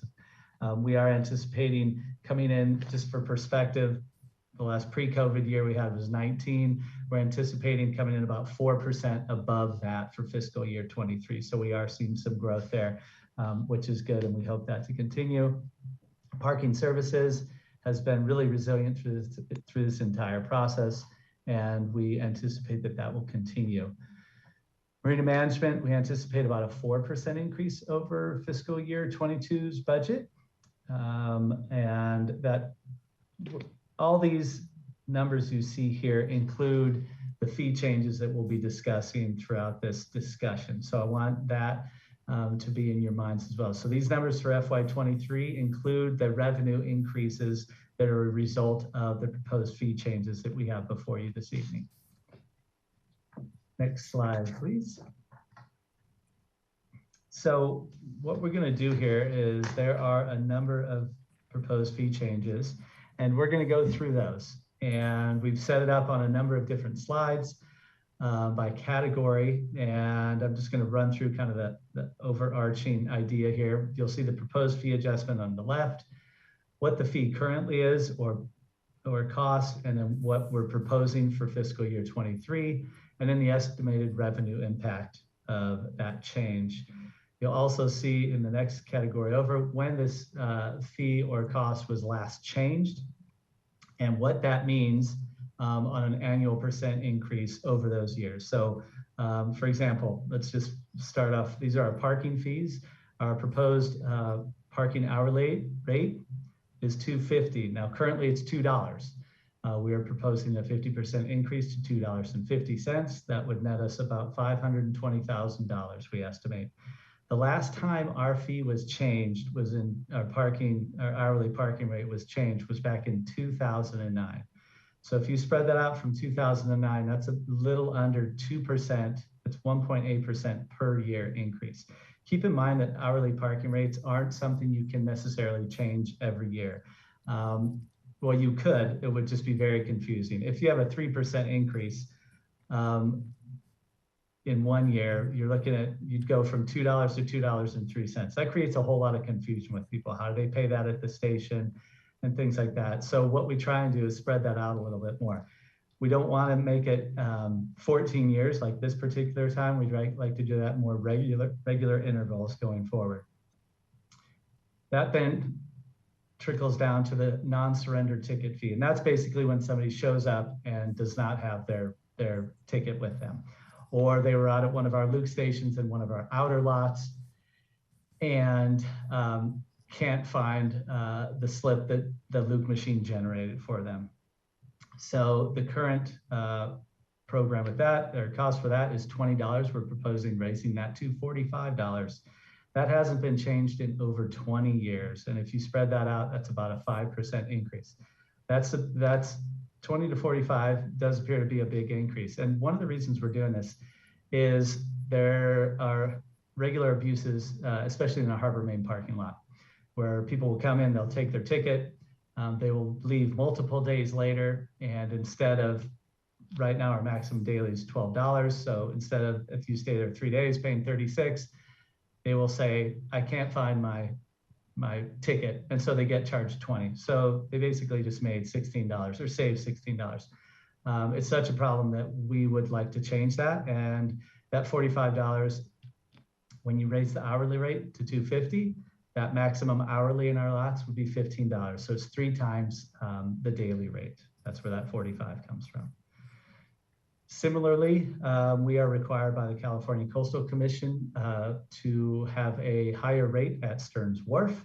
That's primarily because it's visitor serving, and I'm sure a whole other bunch of policies that I'm not aware of. So we are proposing to raise that from $2.50 to $3. We anticipate that could generate upwards of approximately $50,000. Same thing, it has not been changed since 2009. Now the Stearns Wharf non-surrender ticket, that's a little different. So in prior years, it used to be, actually, that's my next one, I'll get to that. Sorry, so the Stearns Wharf non-surrender ticket, we're proposing moving from $20 to $30. We don't have that same problem we have here in our other lots, particularly Harbor Main. Stearns Wharf is primarily visitor serving, so we don't want to put this thing too much on our visitors. We want them to come back. So that's why we've instead of going from up to 45 or higher, we put it at $30. That's to accommodate our visitors and keep that traffic flowing. Now, a boat trailer, this is obviously in our Harbor Main lot, a boat trailer without a ticket. We've seen some abuses here as well, and we're looking to address those. So the idea here in the current rate at $40, that is the equivalent of 2 times the non-surrender ticket fee for a vehicle, that $20. So 20, 2 times that is 40. So you would think, well, then we just take the proposed $45 and double that to $90. We thought that was excessive. We're trying to encourage people to come down here and boat. And so we ratcheted that down to $65. The last time that has changed was 1999. So if you spread that out, annualized over those years, it's about a 2.6% increase over those individual years. Next slide, please. Our next fee category is slip and mooring fees.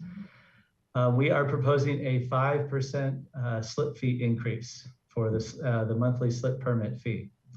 5%, which obviously varies depending on the size of the slip. We estimate that revenue impact to be about $240,000 additional dollars. This was last changed, as you know, we do this annually last year.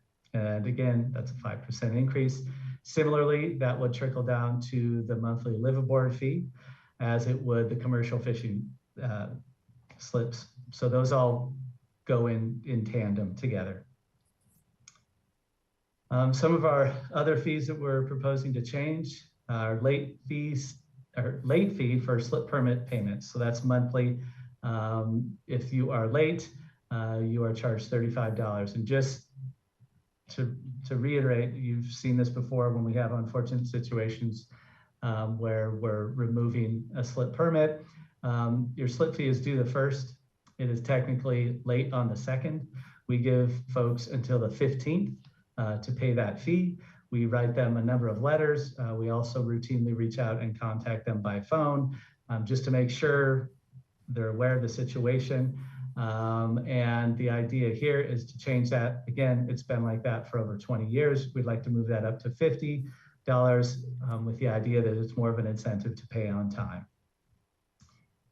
Similarly, with our late fee for visitor slips, it's $5 a day. We'd like to change that to $10. That has not changed in over 30 years.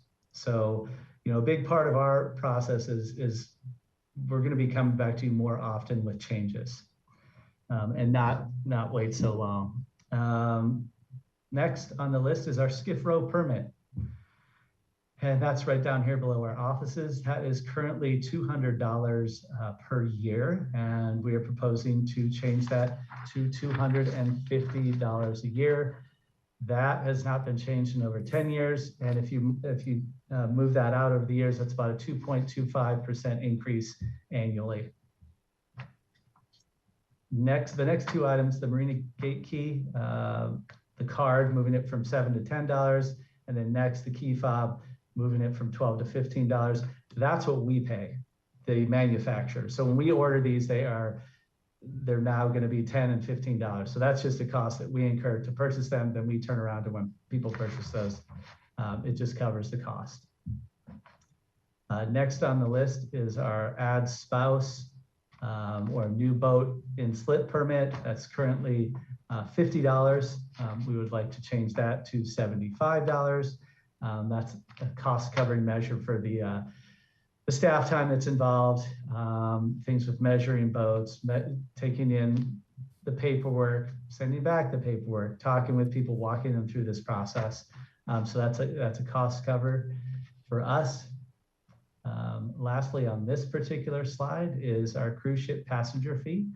Again, you've all been very involved in the cruise ship discussion the last few weeks, and we are proposing to move that from the current $7 to $10. And I made an error on this. It wasn't 15 years ago that we did this. It was, I believe, 9, and it ends up being about, if you were to annualize that, about I think 6 to 7% a year. So this is the fee that the passengers on the boat, whether they come off or not, the passengers, the manifest, are charged that $7. Actually, I should say the cruise ship is charged that. Next slide, please.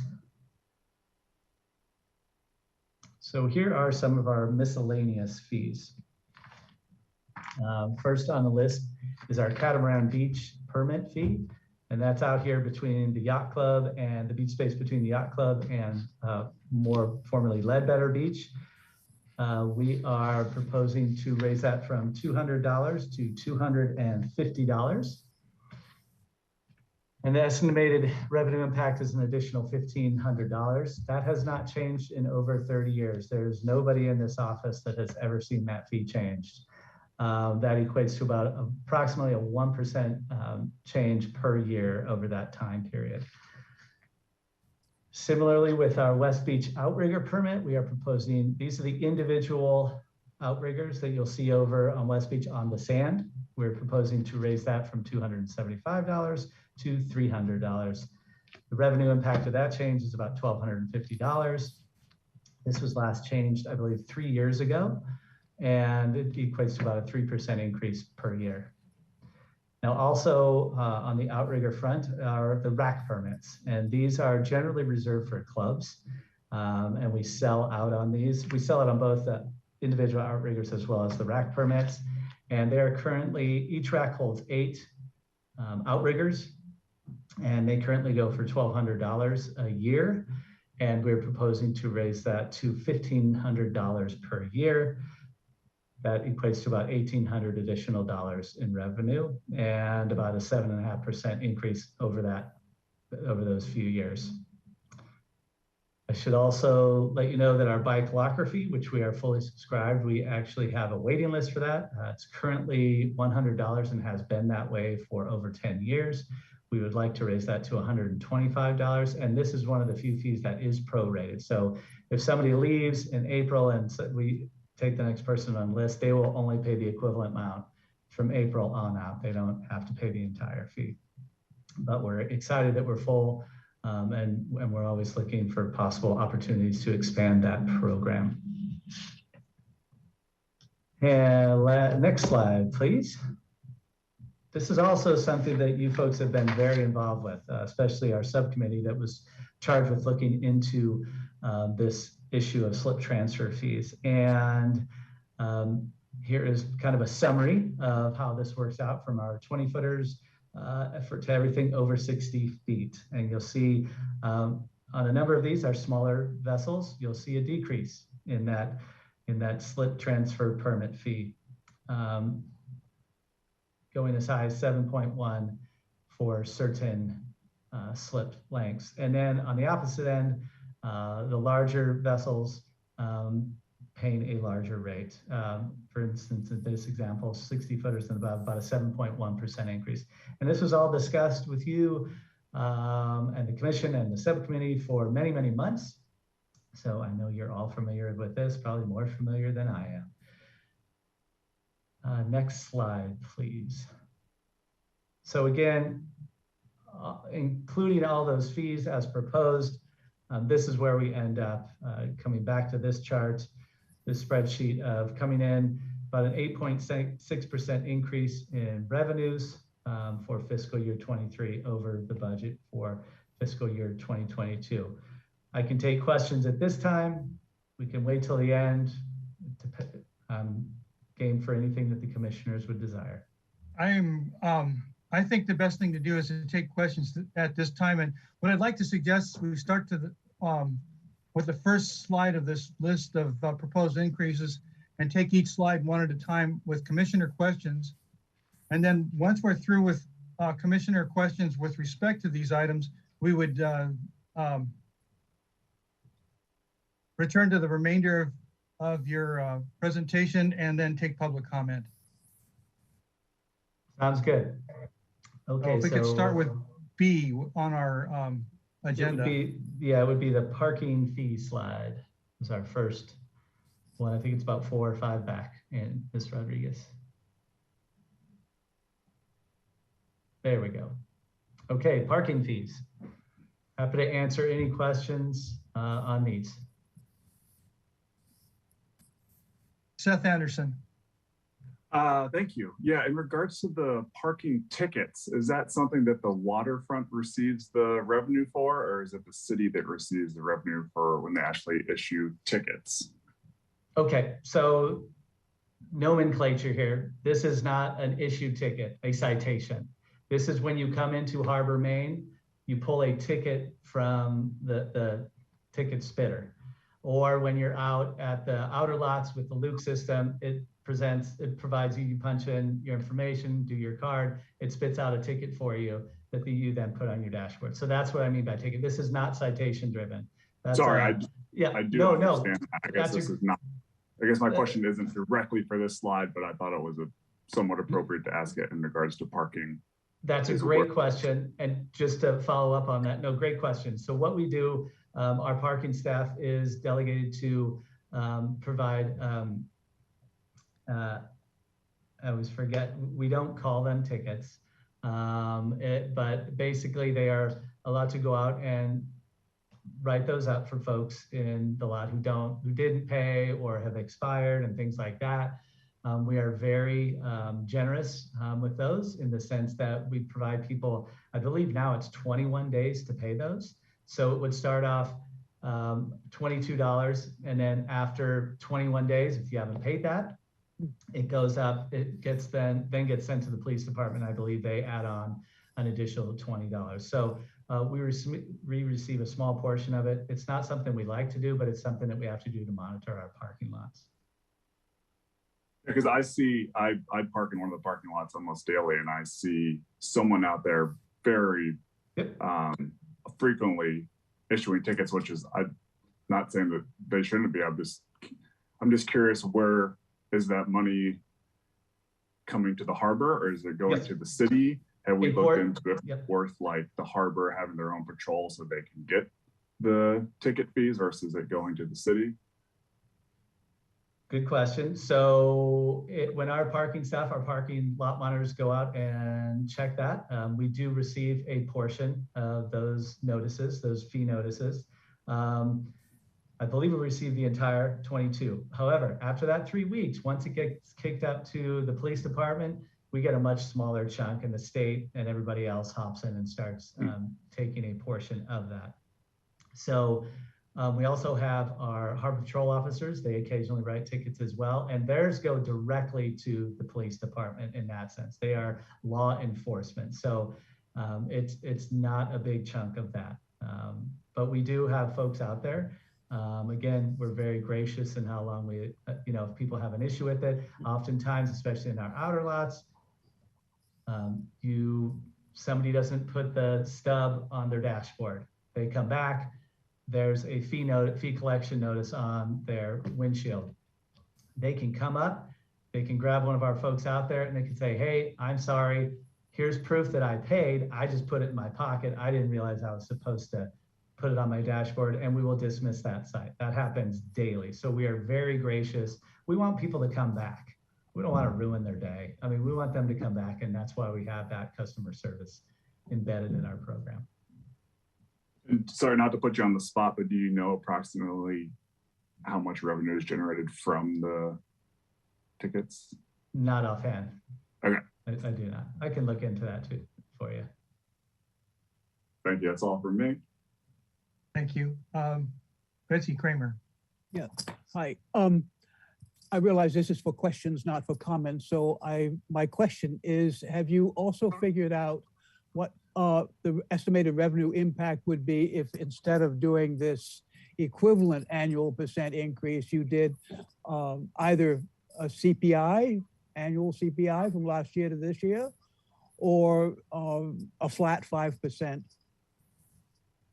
So we, Commissioner Kramer, we have looked at a number of those. I don't think it would be a good idea to use CPI in this particular case. It's hovering at 8%. That's a lot. So we have, and so if you were to do with parking, well, obviously 2 to 250, that's a 25% year-over-year increase, 50 cents. With this non-surrender ticket fee, that's 125%. Well, I'm saying if it were 5% rather than this equivalent annual %. I mean, you're increasing from $2 to $2.50, and so say 5% from $2 would be not very much. It'd be $2.10. Right, exactly. Have you done that calculation for all of these? So that would be 1/5 of the 520. So 100 and just shooting in the dark, $105,000. Well, I mean, all of them, not just the parking, but all of them. I mean, I find this equivalent annual % increase, it seems almost deceptive to anybody saying, oh, wow, it's only being raised 1.8%, and yet it's being raised 50 cents per hour. Commissioner Kramer, Mr. Bossy, can I hop in for a second? Yeah, Commissioner Kramer, you're spot on. We're in a unique situation at the Waterfront Department where a lot of these fees haven't been touched in decades and decades and decades. We're also at a time where operational costs are increasing pretty dramatically. So it would be great if we were at a position where we could start kind of just increasing with CPI or increasing at a nominal percentage per year. But we're kind of so far off market and a lot of other things right now that we don't really have the novelty of doing that. So we're really trying to balance the need of the users and not hit them with too large of an increase. But we quite truly have some costs that are rising, and our operation is getting more expensive. And so this is sort of a reset of that. I understand the equivalent annual increase is deceptive, but the net impact to the user is that they've actually paid less over the last 10 or 12 years in that rate being fixed at $2 as opposed to us having raised it incrementally every year. Parking does lend itself to going in 25 cents or 50 cent increments because it's just a lot easier to do that. So we would like to get on a schedule of saying, hey, we'll do these increments at regular intervals, but we just haven't had the novelty of doing that over the last 10 or 20 years. Okay, thank you. I'm not at the point where I can make comments on this, but I think you can guess where my comments would be going. Sure. And another, to add to Mr. Wiltshire's discussion is take the parking hourly rate, last changed in 2009. Minimum wage in 2009 was $8. Minimum wage today for us is $15. That's an 87.5% increase. So, and that's not something that, so that's just cost of our employees. That's just kind of a basis of how things have grown over the years, and these haven't. So Mike showed you that, Mr. Wiltshire showed you the charts. We want to keep those revenues above expenditures. We've delayed a few $1 million in capital projects over the past few years. We need to get back on and start with all those tasks again, back to normal in a sense. Thank you. Adam. Yes. Yeah, I just want to make a comment regarding the equivalent annual percent increase. You know, I think it's actually a good idea that we're doing it like that because, you know, the consumer price index, let's remember that it changes every year, right? So right now it is 7.9%, but since 2009 and since the last 20 years, you know, it's changed over time, right? And just because we're raising this all at once, it just, I think, is the best way to show this. Because also remember that there's a lot of things on here that are raising 0%, right? Like these are only the things that are changing, that are increasing. Like last year we voted on parking passes at $95, increased to $125. And this year, the increase on that is 0. So, I mean, there's just, I think that's something we should keep in mind that these are just like incremental all at once over the course of several years. And it's just a little bit different when we're looking at yearly and the next year. So yeah, I just wanted to put that out there that I think we should keep that in mind when we're thinking about these increases. These increases are funding the expenditure projects, and also too the change in budget revenues from 2022 to 2023 is basically in line with CPI. I think it was a raise of 8.6%, and which is pretty much right in line with what the consumer price index has been for the past year. So I think we should just kind of keep in mind that when looking at these equivalent annual percent increases, that they are in line pretty well with inflation and what we're trying to do here. Good point about the optics, Adam. Thank you. Yep, thanks. Are there further questions on this slide? I have one, just a clarifying question. The maximum daily rate, how is that calculated? You alluded to it and you could do the math, but I want to hear it straight up. So, sure. Chair McCray, so for our hourly rate, right now it's based on our outer lots it's $12. So that would then go up to $15. So it's based on essentially 6 hours in one of the lots. So if you show up there at 8 in the morning and you're there till 10 at night, the maximum you pay is $12. So you definitely get your money's worth and then some. Same thing, let's see, Stearns Wharf is $2.50 right now. And hold on one second. The maximum daily out there, it's calculated a little different, is $20, which essentially amounts to 8 hours on the wharf, which doesn't happen very often. So that's kind of how we put together our maximum dailies. Great, thank you very much. Unless there's further questions on this slide, let's go to the next.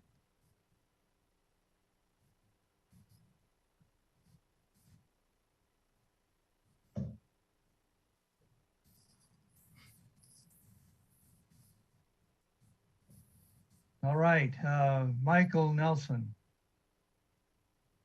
Ryan, 5%. I like the fact that you're bringing the fees that haven't been changed for many years up to a good average, but the monthly slip fee and liveaboard fee, that's 5%. And if I recall correctly, you know, less than 3 years ago, we were at 2% or 3%. So we've doubled the percentage, I believe, you can correct me if I'm wrong, we've doubled the percentage increase for monthly slip fees. And is that a trend that will continue, or is that a trend that's going to help us get through the pandemic, the impacts of the pandemic and catching up, and then it'll level off to around 2 or 3%? Because if it's going to hang up around 5%, I guess my question is, shouldn't we consult with our customers? Because to me, that's dramatic. To double the percentage and to continue doubling the percentage as time goes on, I think we ought to have a consultation with our customers. But if it's just to get us through the horrible impacts of the pandemic, that's another thing entirely. Chair McCray, Commissioner Nelson, I think it's a combination of things. It's not so much You know, with the pandemic, our slip permittees were still paying their monthly fees. So they were continuing to pay throughout. We have a requirement through a division in boating and waterways loan that was I believe, roughly $8 million we received from the state to build Marina One. And we are required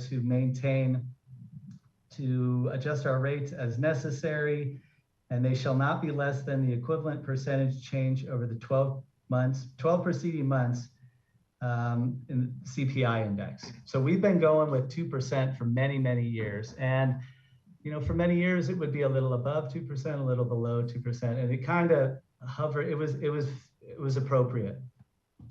But it was generally over 2% that CPI through that process. So we've gotten behind. As mentioned earlier, CPI this month was at 7.9%. That's a significant increase. And so even with this 5%, we're still well below that. But noting that, you know, our fees are some of the lowest around. When we do make, if these changes were approved, just to give you an idea of how that works out, for a 25-footer, it would increase the monthly slip permit by a little over $12, almost $12.50 a month to $290. Just to let you know, Ventura Marinas averaged $289 a month in 2020. So we don't have their information from 2021 yet. A 40-footer increases by about $22 a month to $511 for the month total. Ventura Marinas averaged $657 a month for that same size slip. And lastly, a 60-footer, I'll just take this one. It increases it by about $40 a month to a total of $879. Ventura Marinas average $1,098. Again, that's 2020 numbers for them. So we are far below other local marinas.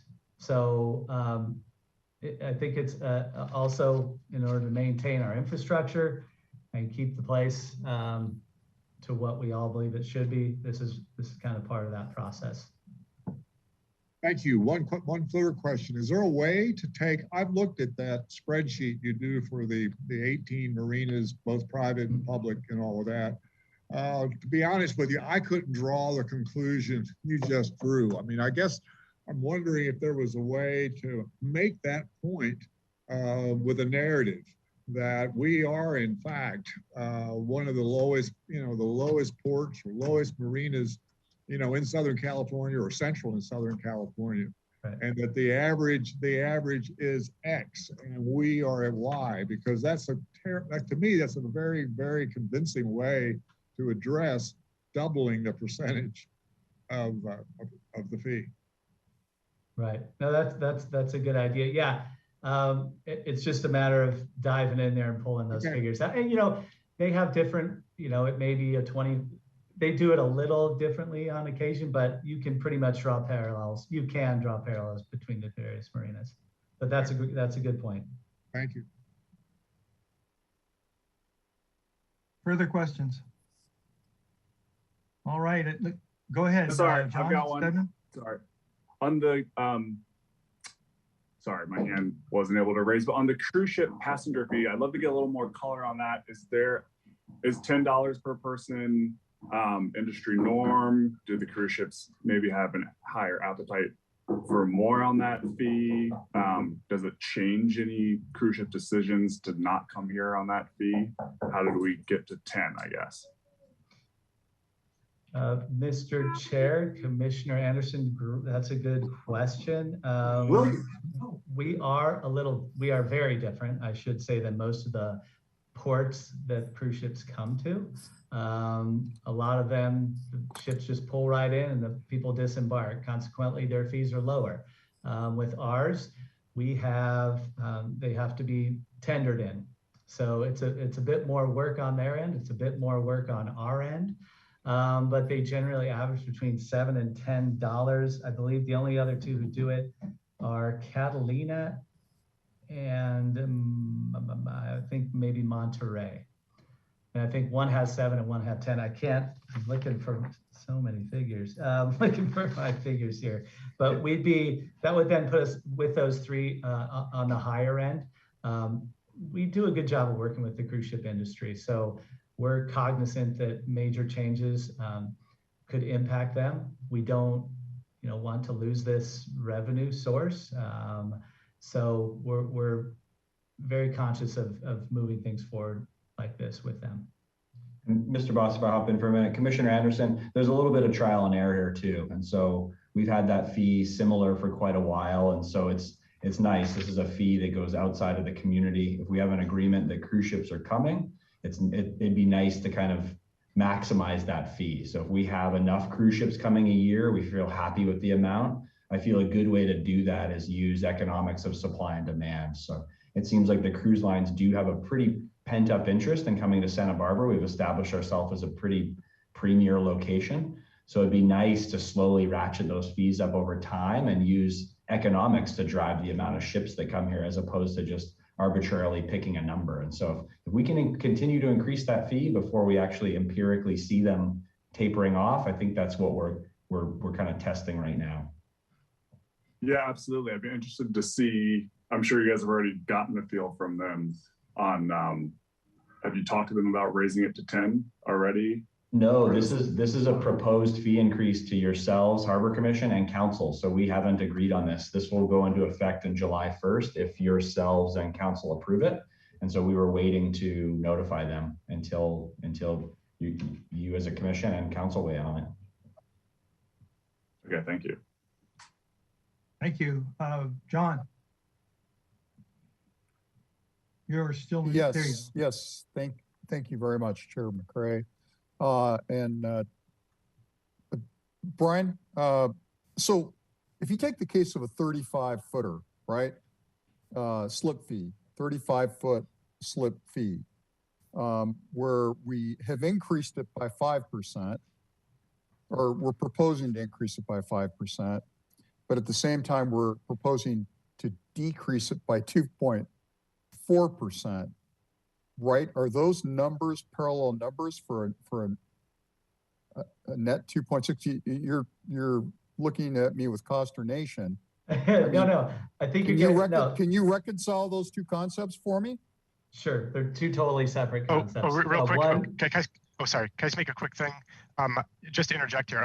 I just need to make it noted that I just need to recuse myself real quick, just regarding the slip fee and liveaboard permit fee.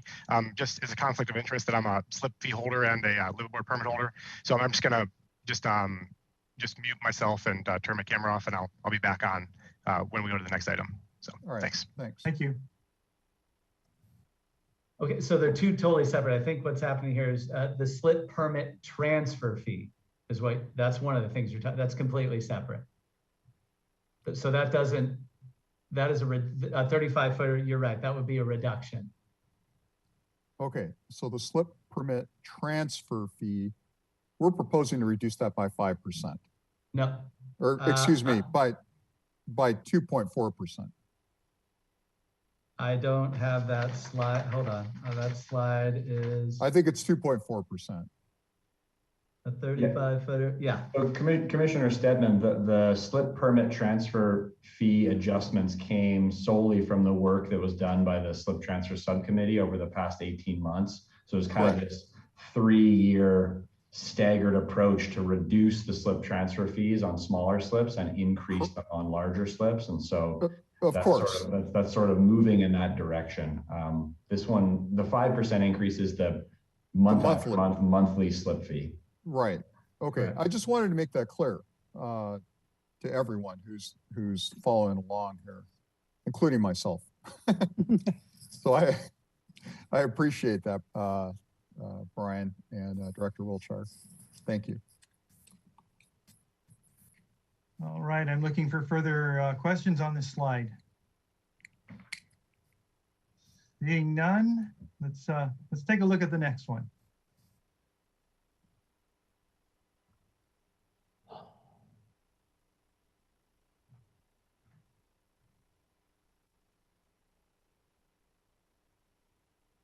And do we have any questions here? Adam, are you back on? Yes, I'm back. Okay. Yep. Thanks.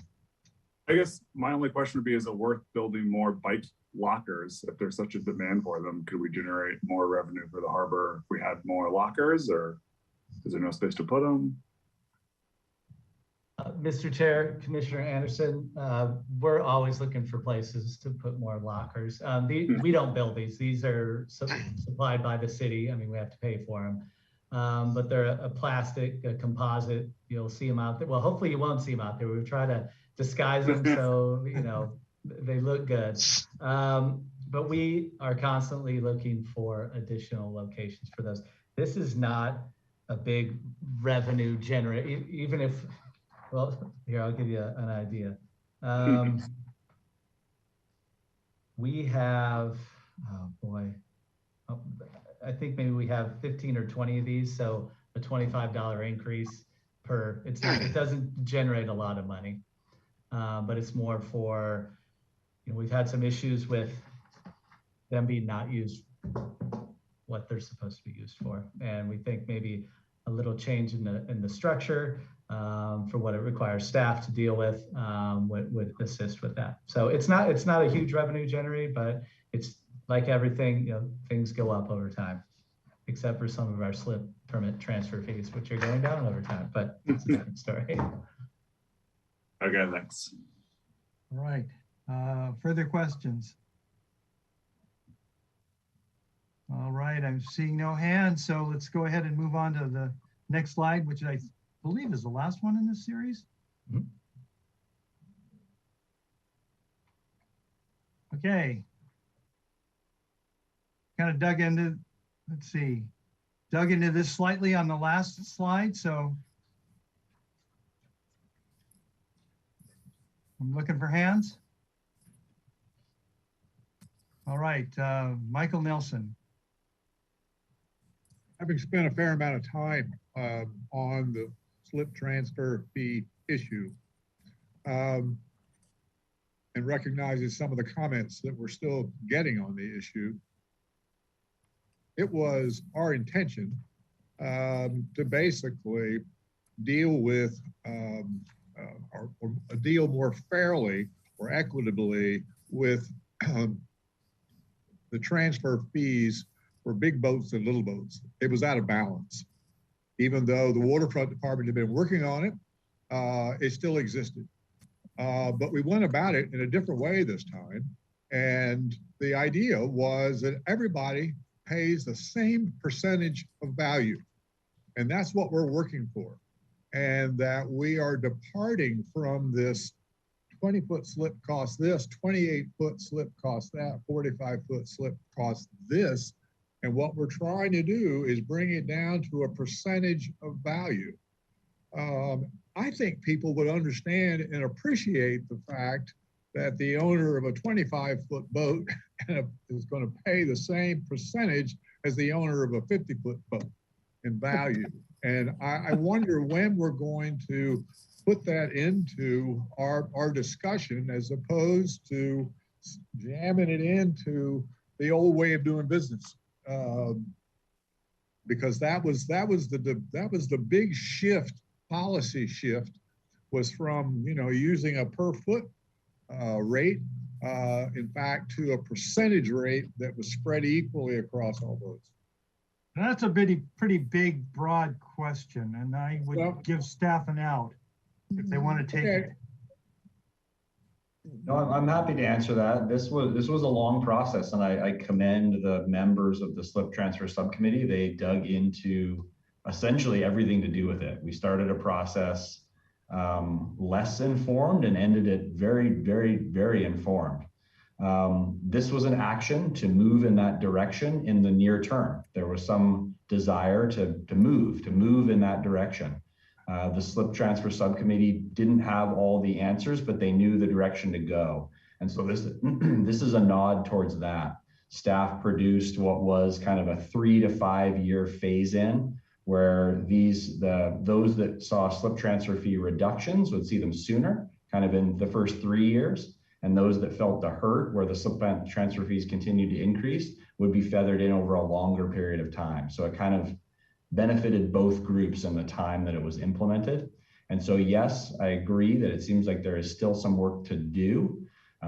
My understanding was that the percentage of slip value was going to inform these rates, not necessarily change it altogether. And so that's what we're doing now. We're informing the slip transfer fees, or moving there over the next few years.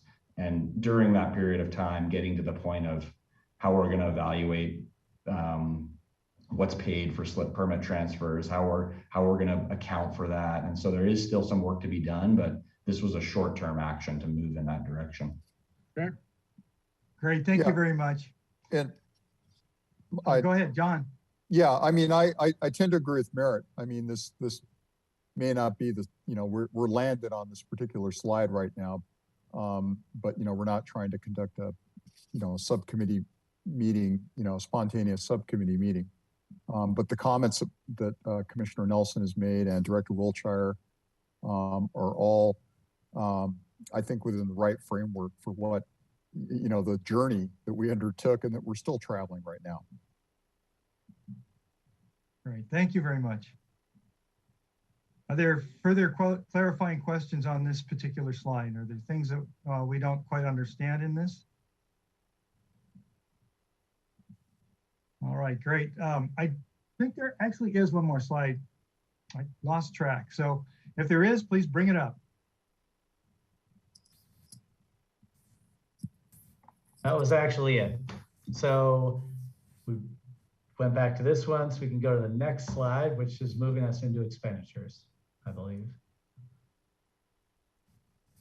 Okay, overall expenditures, fiscal year 22 budget, you'll see the description on the left, the FY22 budget, FY23 proposed budget, and then the percent change between the two. Overall, we're looking at a 7% increase in our overall expenditures. Total salaries go up to the tune of 9%. That's due to the various employee bargaining agreements that were worked on with City Council. Subsequently, also not directly in line with that, our total benefits, which go up 5%. And by far our biggest cost increase or expenditure is our allocated cost to the tune of 25%, over $400,000. And that's due to significant increases in the waterfront's cost for property insurance and liability insurance. And every city department is feeling this across the board. As you can imagine, we have, as far as property is concerned, some very volatile properties that cost a lot to insure. And so that's a big percentage jump for us. Our total supplies and services, small increase of about 2%. Our special projects and community services down a little bit, about 6%. A part of that is in 2022, we had the $25,000 grant to the commercial fishing industry. Obviously, noting our discussions earlier, that'll come, the new proposal will come back, so that this could change this line item. Our capital outlay, non-capitalized outlays, I should say, are down by 10%. They're not a big expenditure anyways. This is for things like parking equipment, computer hardware, ammunition, and things of that nature. We do have our capital outlay now. We're going to get to that in the coming slide. Our principal goes up by 4%, but our interest goes down. That continues to go on the path of what we've talked about over the years. We've gone from a 30-year payback to a 20-year, so our principal increases, but our interest does not, or our interest actually declines. And then same for our appropriated reserves and our fiscal agent fees from 2022 to 2023. So again, overall 7% increase. Next slide, please. So as far as our proposed FY23 capital program, we have two primary sources of funding for our capital projects. It includes our surplus revenue, which is reserves above policy, and then our capital reserve, which is also known as our Harbor Preservation Fund. Next slide, please. So as Mr. Wiltshire mentioned at the start, we punted on a lot of our capital projects, a few $1 million worth, if I'm not mistaken. So we're getting back up on those. And we've also got some new ones that we are proposing. to the tune of, you'll see the total down there, $1,725,000.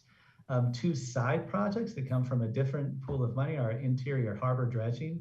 That comes from Marina One interest, I think it's interest revenues, if I'm not mistaken, or a percentage that we have to set aside for Marina One as part of our division in boating and waterways loan. And then our Harbor Patrol boat replacement, we will be looking to replace one of our boats, one of our Harbor Patrol vessels. And every year, as part of the budget process, we set aside a certain amount of money because these vessels are expensive. We don't want that to come as a shock to our budget. And so we set aside, I believe it's $100,000. It's varied over the years, but I think we've settled into about $100,000, $105,000 per year that we set aside for that. So those are funded from kind of two separate categories. So there is our capital program proposed for fiscal year 2023. Everything from fire alarm system upgrades. Obviously, we have a lot of dated buildings down here. We need to get those upgraded with the latest fire alarm systems. Some of them we don't have systems. We have a few conceptual design projects that we would like to pursue, both with Ledbetter, the pedestrian and bike path, as well as the Harbor Gateway. A recurring one is our park and self-pay system, where we need to constantly update these. These are our Luke machines out in lots. Generally supposed to last about 5 years. We usually get about 8 years out of them because we are constantly maintaining them every day, keeping them up and running. And then I could go through the rest, but just let me know if you have any questions or want to come back to those. Next slide. Go ahead. I was just going to go to the next slide and where we're at as far as this process is concerned. So we as staff do budgeting every day of the year. So it's not a seasonal issue for us. It's all year long. But here's what we've done as part of this year's budget schedule. We had a Harbor Commission Budget Subcommittee meeting on January 26th. We followed that up 2 weeks later and had a second meeting with the subcommittee on the 9th of September. We had our mid-year budget review with you last month. And we also reviewed all of this information that you were presented with today with our city administrator, as well as our finance director and finance staff. We're here today before you, the 17th, with our recommendation. And then future items that will, events, if you will be before the council with our budget work session on the 4th of May. The next week will be before the finance committee with our proposed fee changes. And then council is set to adopt the budget on the 21st, the entire budget as a whole, the city budget on the 21st of June. Next slide, please. And obviously we are available for any questions that you may have. I'm looking for hands. I have one question. Without looking at the calendar right now, does June 21st fall before or after our Harbor Commission meeting that month? It would. I believe it's, hold on. Now I've got you looking at the calendar. Our Harbor Commission that month is the 16th. Okay, very good. All right, So we've got actually as many as 2 meetings to readdress this kind of stuff if we absolutely have to, but of course it'd be good to, get the work done.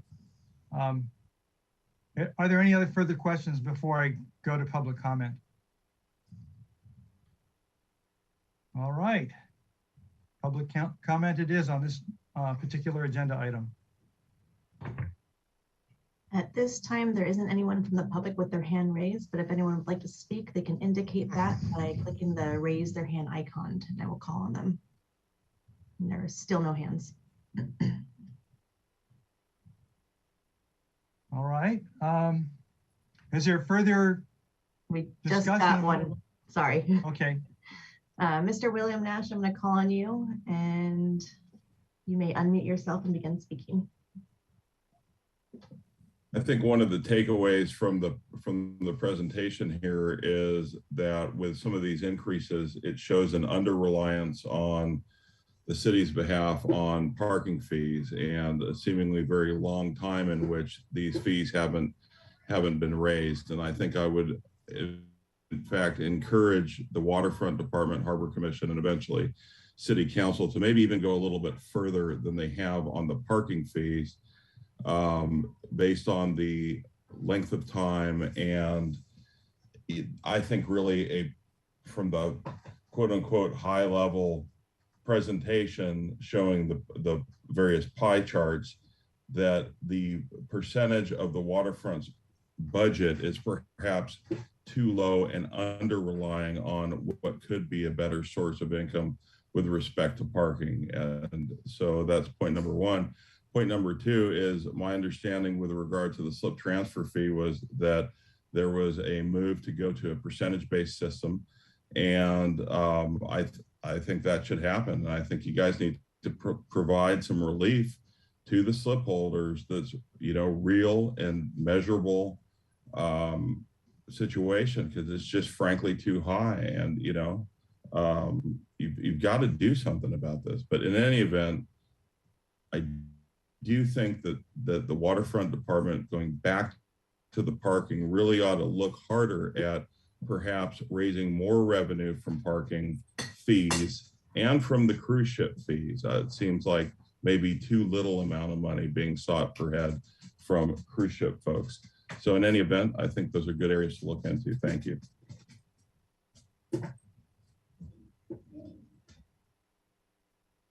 Thank you very much, Mr. Nash. Are there any further public comments? Angela? There are no more at this time. Thank you very much. So that moves us into further discussion and questions by the Harbor Commission. Who would like to kick us off?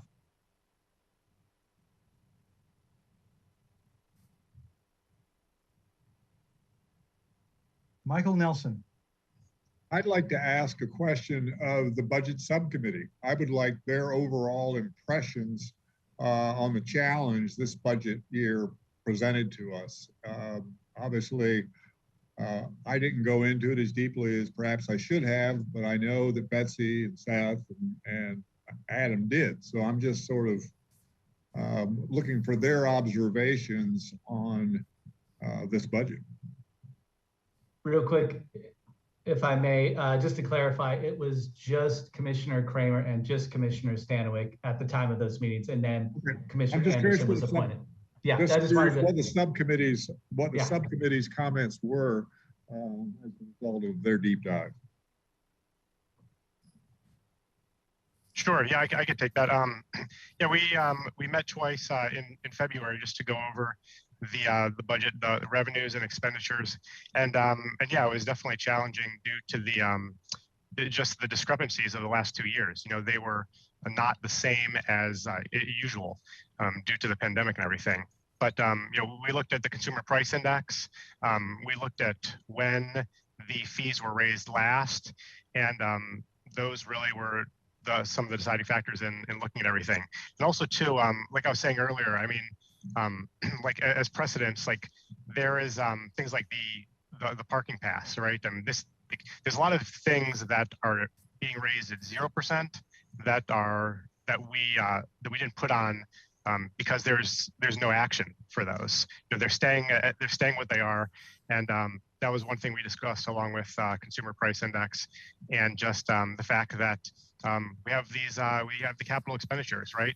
The waterfront, like Mr. Bossi says, is the enterprise fund. So the revenues that we're making are funding these capital expenditure projects, right? And so a lot of those ones that we listed out prior to this in that chart, basically they're in the report said that these projects are being funded from reserves above policy, right? And so things like the ice at the end of the wharf that we had talked about prior, and other capital projects that Mr. Wiltshire discussed earlier, in terms of just the foundation and things that are necessary year after year to keep the harbor and waterfront running.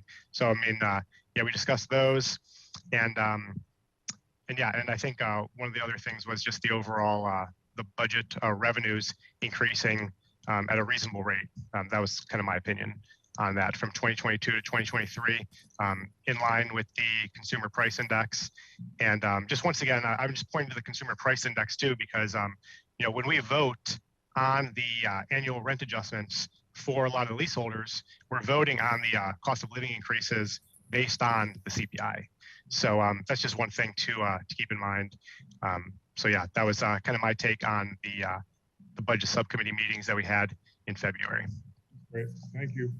Yeah, and I would say similarly, except, I mean, focus on the overall picture, basically, at least in my impression.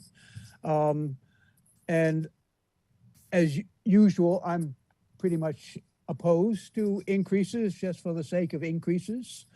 Until I saw the actual recommendations and the whole list of this, I had not noticed it to that extent. They will. Each item was part of a group of part of others, so to speak. And I think that the focus was, as Adam says, and on the overall. At least that was certainly my focus at that point. And I found it also a disadvantage not to have a printout before the meeting to study it. We got them, you know, this was an online meeting, and so we like this. It's a little bit difficult. That's great. Thank you for that. And any more discussion at all? Just thanks for those perspectives to Commissioners Kramer and Stanwyck. Yep. Thank you. My impression, you know, I wasn't paying much attention to the Budget Committee's progress in this.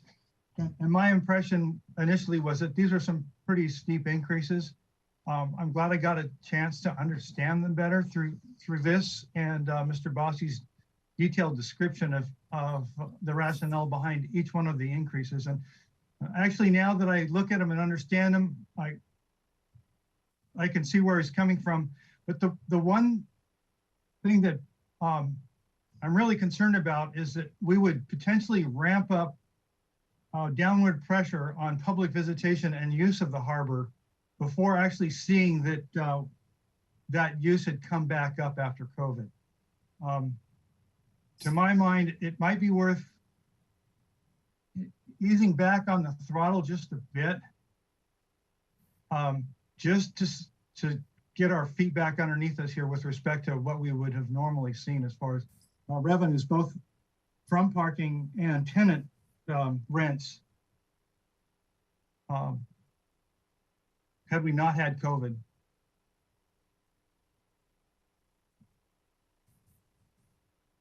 Chair, we do have, go ahead.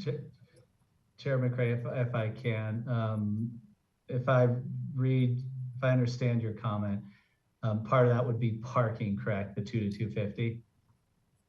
In regards to people coming to the harbor and things like that, is that one of your concerns? Yeah, the number of car hours in that lot. Sure. Are they up enough that we could actually support additional downward pressure on them, additional costs, without actually seeing our visitation drop? And the same thing, you know, our tenants, they depend on people that use that parking lot to be patrons. Great point. Just to let you know, through this whole 2-year pandemic, our parking revenues were probably the most resilient of any one, because in the heat of it, it was okay to be outside and be separated. So where's the best place to do that? It's the beach, at least around here, or in the mountains. So we have had this past summer even some of our highest Sunday. I mean, we track revenue and have for many, many years on a daily basis on our lots, lot by lot by lot. And we have had some of our biggest Saturdays, our biggest Sundays. And this was in COVID and throughout. So we are seeing continued upward pressure from people coming down here on the weekends and during the week. Thankfully, people are starting to come back during the week, but we're very comfortable with the 2 to 250. If somebody does have an issue and that's just puts them over the edge, you know, and they come down here on a regular basis, another good option is that $125 annual permit. That's an amazingly good deal. So if you come down here for more than 6 hours, 10 times a year, that's kind of your sweet spot, is that permit. So we discussed all these with our parking staff. This was months and months and months of preparation, and we're very comfortable with the 2 to 250. Well, thank you for that. That makes me feel much better about it. My personal sense is that and as much as this is probably the first time the public has really gotten a chance to see it all, we might want to hold off making a final recommendation tonight and let it come back to the next meeting at least.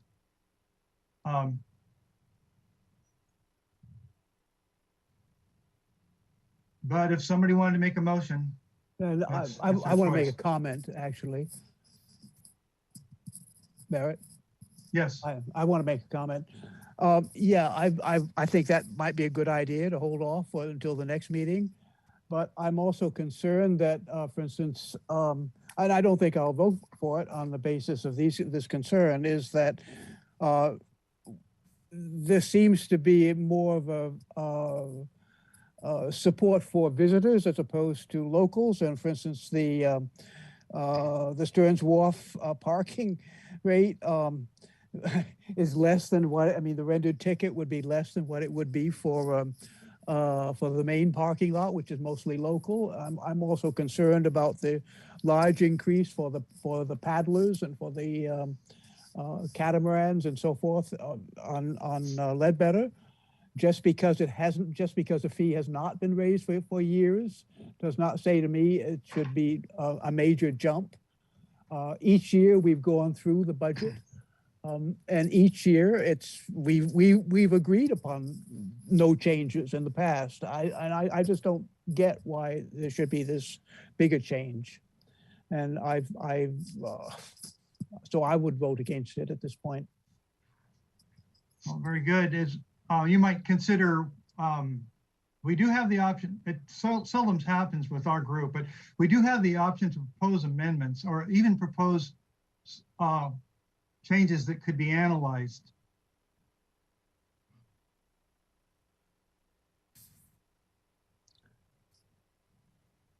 Well, yeah, I hear you. I mean, I'm not talking about amendments. I'm talking about specifics. We could go down the recommendations on that first page and one by one, but that's very time consuming. I'm not sure what you mean by amendments to it. And in any event, mine would be only one vote. And it sounds like most of the commission does not agree with what I was saying, which is fine with me too. All right. So unless I hear a motion otherwise, I think maybe we'll just go ahead and let this come back and let folks think about it. Chair McCray, just for like a little clarification to staff, there is time, but procedurally, just looking for what that will look like at the April meeting. We have a fairly full agenda in April. And so if there is good reason to push this, that's great. That's fine by me. But there is a lot of work that goes on in the back end for staff to kind of march through this budget process. As Mr. Bossy showed, there's still, 3 or 4 more public meetings ahead of this for folks to weigh in. You do have the novelty to delay this as long as you need, but that does kind of create some impacts on us as staff and puts us closer to D-Day to make some critical decisions. What I'm getting at is we're presenting a balanced budget right now. And so if some of those fee increases go away, we need to start making major changes. We need to cancel capital projects. We need to really retool. We need to essentially dive back in. So the sooner we know about that as staff, the better off we are. I don't want to force you into a decision by any means, but we also, I'm protective of making sure we have the time to present a balanced budget, which is what this is. Thank you. I'm looking around the table.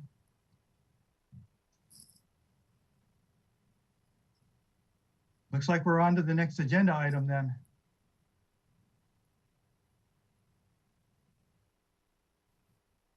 So it's back to. So for staff's clarification, can we at least grab some direction on what we're to do? Are we bringing this exact item back to you in April? I'm just at a loss. I don't want to leave here without making this is a major portion of our operation is pushing this budget through, and I really don't want to leave it to kind of chance and ambiguity here. So staff really needs some direction from you guys on what we're bringing back to you in April. All right, so we're looking for some concrete suggestions and changes, and where you potentially have heartache beyond just my suggestion that it gives the public an extra month to really kind of mull this over.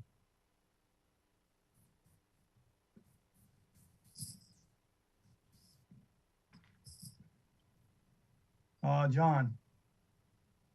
Yes, thank you, Chair McCray. So is the point that we're trying to make, the counterpoint to Director Wiltshire's comment about presenting a balanced budget? I think that's obvious. Is it really about digestion of this material, you know, as the basis for pushing it, you know, onto the agenda of the next month in its exact same form? I don't think there would be any changes necessary, Director Wiltshire. But I think what I hear being said is that there's some digestion period is needed on this information.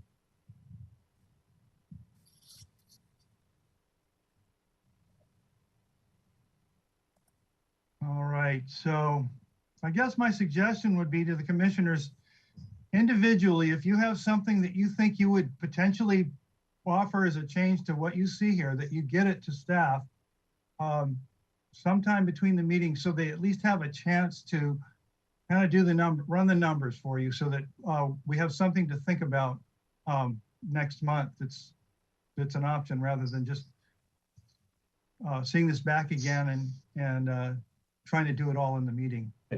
Chair McCray, not to belabor the point, but these budget decisions are made as a commission. I can't put myself or staff in the position to receive independent direction from all 7 harbor commissioners after this meeting. It will create just a really obscure situation. And so we really need some direction from the Harbor Commission on, if you approve this budget as it is. If not, is there something you would like us to bring back that is different?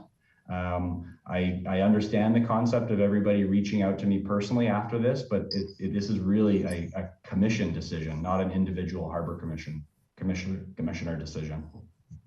Yeah, so I was just suggesting, in as much as we're so silent here tonight, it doesn't seem like there's a lot out there, but certainly I want to give you guys a chance, the staff, to do a chance to do the math ahead.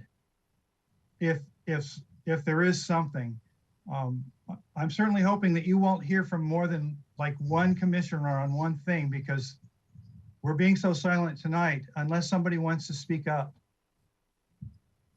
Well, why don't we have I mean, as it says, this put before us to review and to recommend various things. Why not have a vote and see how the majority goes? I suspect that the majority will support this budget, and that and if the majority does not support the budget, then we can discuss the specifics. That would be my suggestion.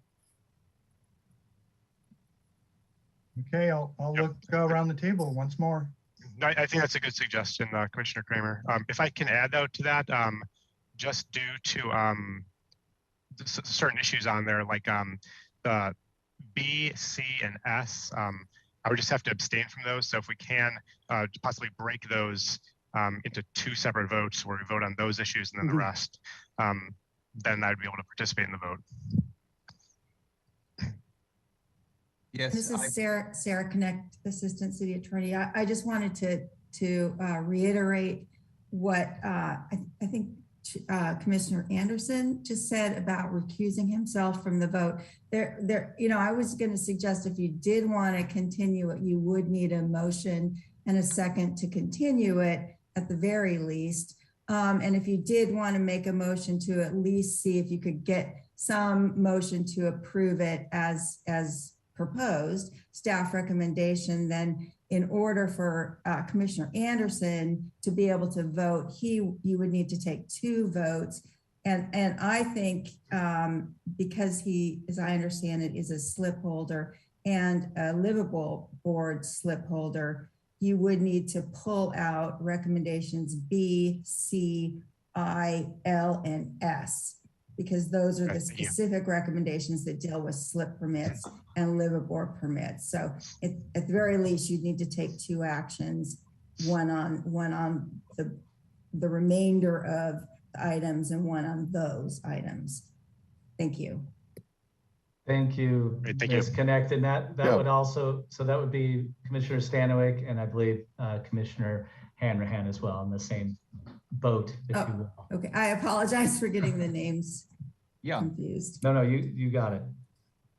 If I may, Chair McCray, just to reiterate that I too, pardon me, I too would need to recuse myself as a slip holder, a liveaboard permit, and possibly addressing the question of transfer fees, because my employment involves transferring slip permits as well.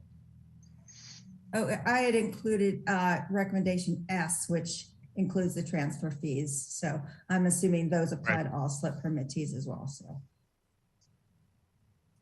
good advice. Good advice, Sarah. Thank you. F is Stearns Wharf hourly parking rate, as far as what I'm reading. No, I meant S. S. Okay. Sarah. Okay. All right. Okay. So we've got our direction ahead of us.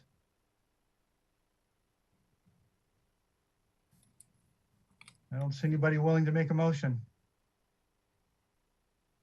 How about a motion to look at this again, at least a motion to look at this again next meeting? I mean, I just don't see anybody to, if anybody has a specific item that they do want to change out of here, I think, if we just kind of wait on that, I don't know if we're going to move forward with anything, but I like Commissioner Kramer's idea of at least putting this to a vote, see where we get. So I'd make a motion to approve the budget of the items minus the ones that Attorney Connect are telling us that we can't vote on from me and Commissioner Hanrahan. So what I'm hearing is the motion is to approve all items on the fiscal year 2023 budget recommendation, except for items B, C, I, L, and S. Is that correct? Yes, that's correct. Yep. Thanks, Chair McCray. I'm looking around for a second. I second. Okay, so we have a motion and a second to approve all the items on the fiscal year 2023 budget recommendations, except for items B, C, I, L, and S. Angela, I'll call the question. Commissioner Kramer? No. Commissioner Hanrahan? Yes. Commissioner Nelson? No. Commissioner Stanwyck? Yes. Commissioner Stedman? No. Commissioner Anderson? Yes, I would just like to note, I don't know if it's possible, but next time, as someone already alluded to, it would have been helpful to have these numbers before the presentation as well, to digest them a little bit more. And also, I signed up for the subcommittee. I know it was my last meeting, and it wasn't in time to join the conversation. But it would have been also nice to be a part of the subcommittee conversation that I'm a member of to discuss this as well. But I assume that was just a timing issue. And Chair McCray. I'm going to say no. How did we end up? So I've got 1, 2, 3, 4 yeses. So it carries. Yes. All right. So we've done some work tonight. That's very good. All right. So now I'm looking for items B, C, I, L, and S. Does anybody want to make a motion with that with regard to those? I'll make a motion to approve B, C, I, L, and S, or all the items that we weren't able to vote on the last one. I'll second that motion. Okay, it's moved in second. Any further discussion? All right, I'll call the question. Okay. Commissioner Hanrahan, sorry, he is recused. Commissioner Nelson? Aye. Commissioner Stanwyck is recused as well. Abstain, please. Yep. Commissioner Stedman? Aye. Commissioner Anderson? Aye. Commissioner Kramer? Yes. Chair McCray? Yes. Okay, that passes. All right, thank you. We've made progress. Very good. Congratulations. That was a big item for us. Yes, So it was. I think I'm going to turn back to, let me do this properly. Angela, have we completed our business with this item? Yes, all the recommendations have now been voted on. All right, thank you very much. Is there any further discussion or anything that commissioners would like to talk about on this particular item at this point? All right, so I'm going to turn to Waterfront Business Manager, Mr. Brian Bossy, for the Waterfront Department leasing practices.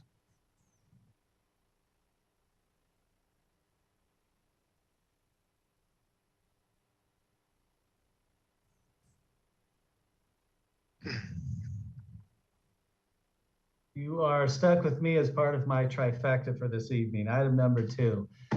This is item on Waterfront Department leasing practices.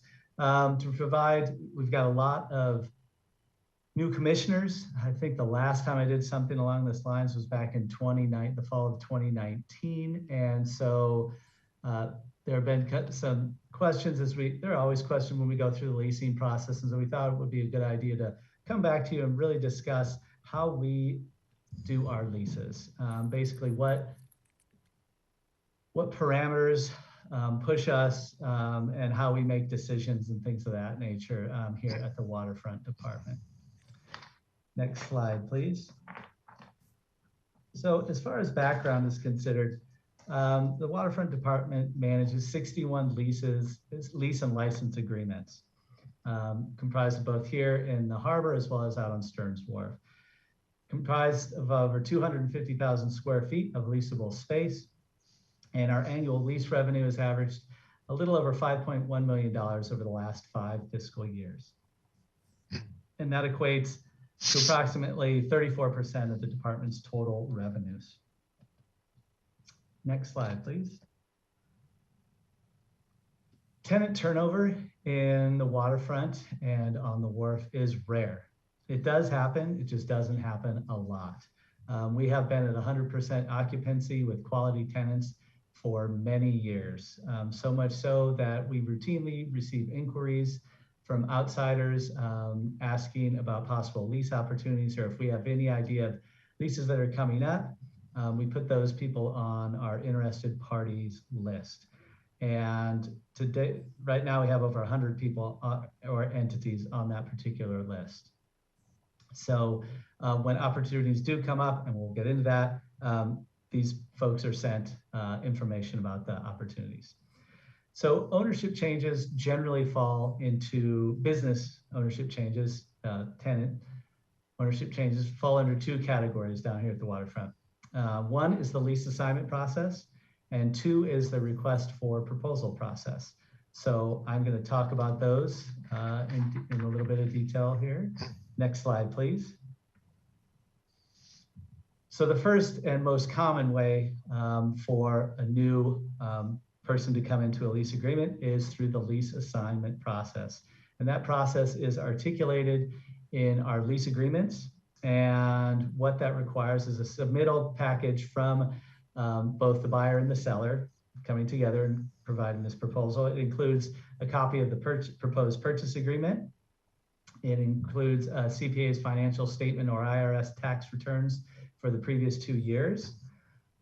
A credit report, we ask them, anybody can do this now, so we ask them to get the reports from the 3 big ones. A resume outlining their business experience, a business plan for the business they're taking over, a processing fee of $3,000, and then a consent to assignment of lease document, which is signed by both the buyer and the seller. Next slide, please. So through that,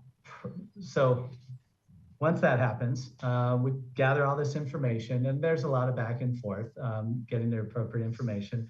If the information they provide is sufficient, we move the proposed assignment forward to the Harbor Commission for their consideration.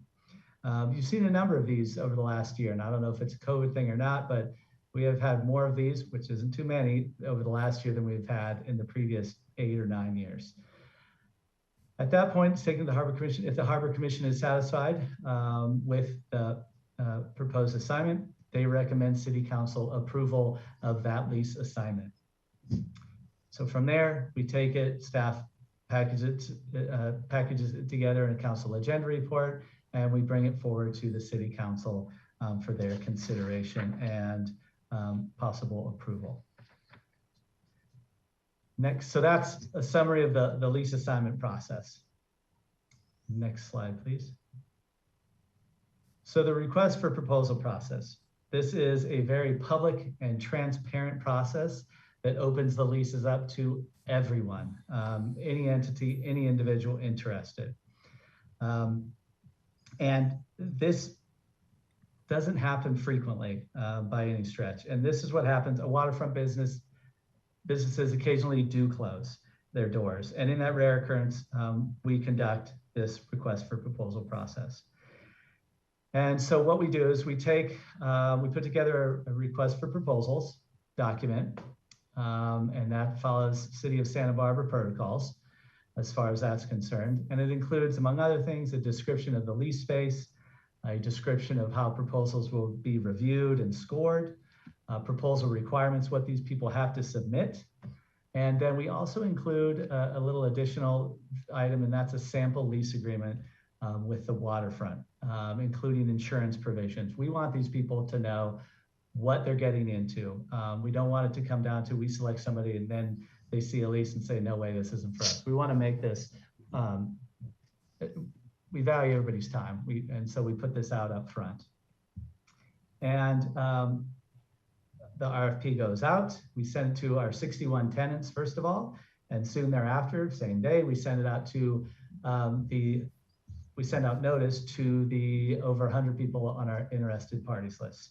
We also, on occasion, put it in the log, which is a marine-related circulation up and down the coast of California. So it gets out there as well. So people in other parts of the state can see the RFP, or at least find out where to access it. And depending on the available lease, when we do receive these proposals, we either review those in-house amongst staff and management, or we enlist a city management group throughout the city to review proposals. So how does that differ?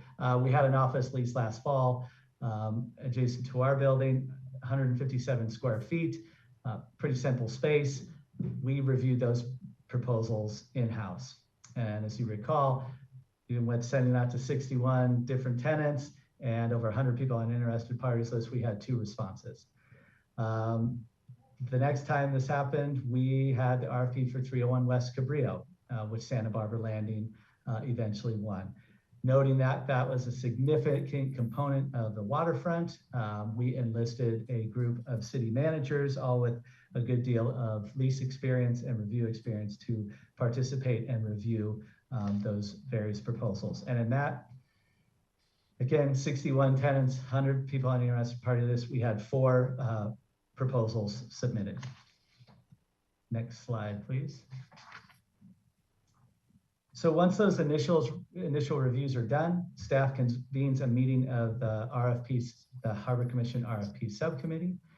That subcommittee reviews the proposals. There's discussion about the staff review and the scoring that the staff did.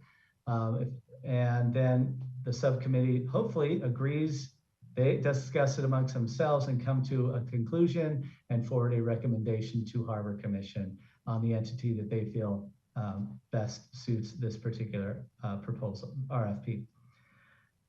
The Harbor Commission, we then go to the Harbor Commission and discuss the various proposals. Similarly to the subcommittee, the Harbor Commission hopefully selects a proposal that best meets the needs of the waterfront department. Next slide, please.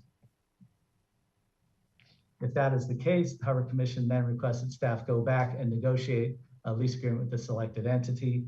Staff at a future date returns to the Harbor Commission with the proposed lease agreement. If the Harbor Commission is satisfied, they recommend City Council approval of that lease agreement. And then again, we move forward to the City Council for the consideration of the lease agreement. Next slide, please. So those are the two processes of how new tenants come in or changes in ownership. So when we do develop leases, we look at a couple of things. The first is the California Coastal Act and the Local Coastal Program. Now, the Local Coastal Program, LCP, regulates future development in the coastal zone. It includes local government's land use plans, zoning ordinances, zoning district maps, etc. It's a very planning intensive document, obviously, and it's all geared towards the local level. Now, LCPs consist of 2 parts, the land use plan and the implementation plan. And so the land use plan details the kinds, locations, and intensity of uses, as well as resource protection and development policies in the coastal zone. The implementation plan then is a separate process which then implements those policies.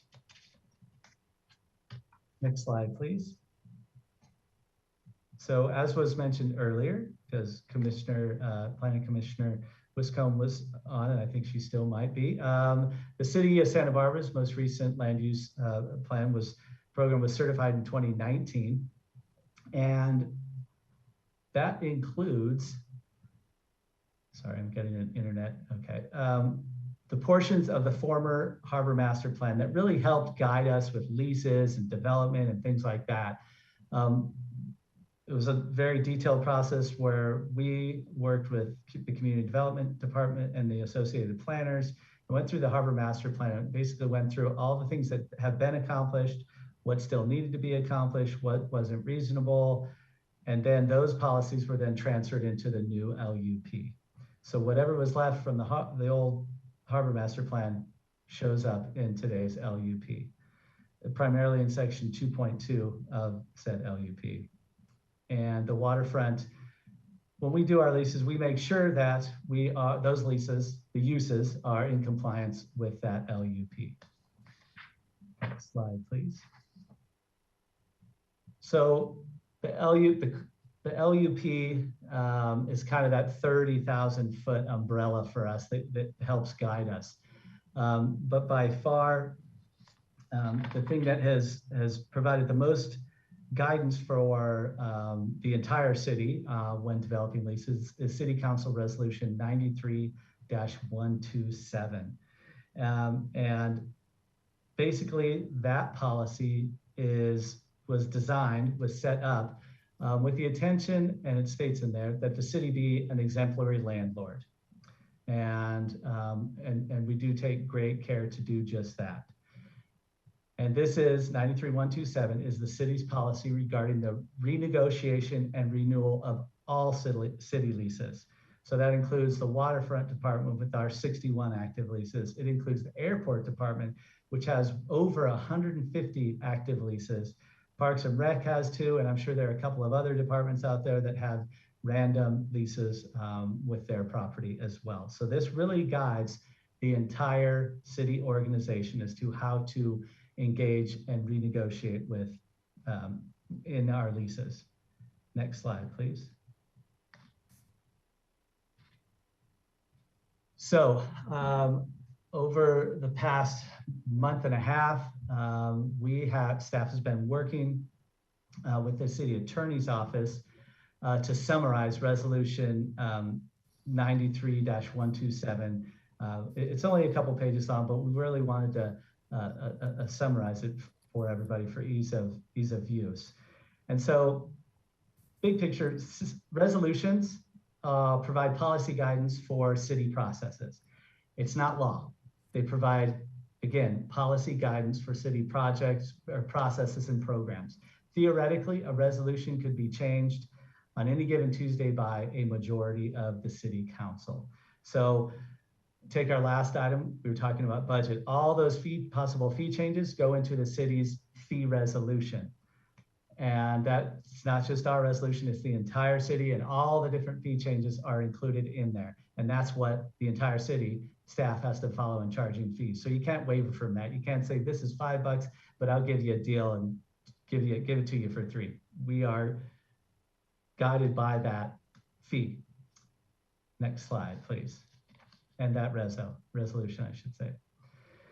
So in summarizing 93-127 and how that operates or how that guides staff, city staff, it says that the first order of business is prior to the expiration of the existing lease term, city staff engage in lease negotiations with the current tenant. And that tenant has to be in good standing. Okay, so that means they pay their rent on time, they have no violations, they're paying their taxes, they're not bankrupt, et cetera, et cetera. So the tenant, assuming they're in good standing, and we begin this process, is evaluated on a number of items, including the needs of the city, the needs of the department, whether they've been prompt with their payments, whether they've been in compliance with their lease agreement, the appropriate of the business within the total mix of the harbor and the waterfront. Generally, this is taken care of up front. We're not going to take things that are outside the LUP or aren't coastal dependent or visitor serving or coastal or rely on the coast. So that's generally taken care of up front. Next slide, please. Continuing on with the summary. What has been their financial or personal investment in the business? Have they invested in this? Have they improved the space? What has been the community contribution? How are they involved in the community? The quality of service they provide, the value of their business received by the public. Also the financial return to the city. And then it also states other pertinent considerations as may be appropriate. So again, the existing tenant, again, assuming that they are a tenant in good standing, gets the first priority for renegotiating a new lease.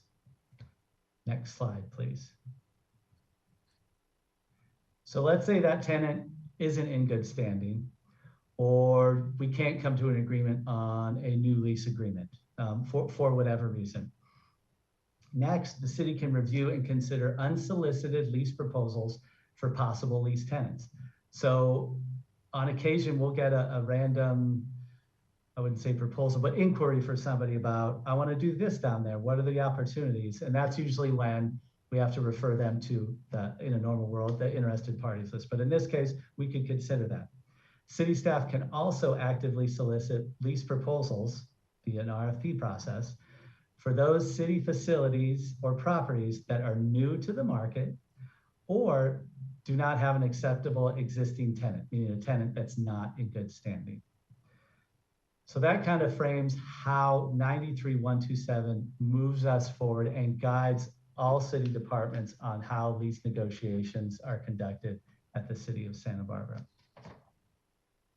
Next slide, please. So the waterfront has been following city council policy since that's 93-127, since its approval on October 29th of 1993. Waterfront Department finds it a fair and acceptable policy, and it results in a very successful waterfront. Again, very successful businesses down here, and we believe that that will continue for many, many years. 93-127 meets the goals of the waterfront, It meets the goals of the Parks and Recreation Department, as well as the airport as well. Next slide, please. So in conclusion, Waterfront Department leases and license agreements are pursued and negotiated in compliance with the Coastal Land Use Program, and also in compliance with City Council Resolution -93-127 that guides that lease negotiation process. The waterfront lease procedures and practices help to preserve the working harbor. Next slide, please. I believe that concludes my presentation, and I am happy to answer any questions that you might have.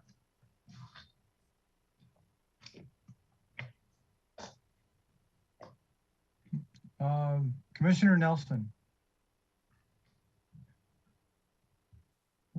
I believe we can't hear you, but you don't appear to be muted. Can you hear me now? Yes. Chairman McCray, about 5 months ago, I had expressed interest in possibly broadening the scope of the RFP committee. It's partially a personal thing where I just hate dealing with things at the end of the process and not being somewhat involved in the beginning and the middle of the process, and then but asked to approve the end of the process. And I was wondering why it wouldn't be possible for the RFP committee to be involved in the entire process. And in the intervening 5 months, I realized that there are very few RFPs, and the reason for that is, as Brian suggested, the primary driver of our leasing program is 93-127, which, as described by Mike Wiltshire, is essentially a right of first refusal for the existing tenants. And what it would appear, and I mean, I'm saying this humbly and respectfully, what it would appear to have done is essentially outsource and privatize 35% of the department's budget.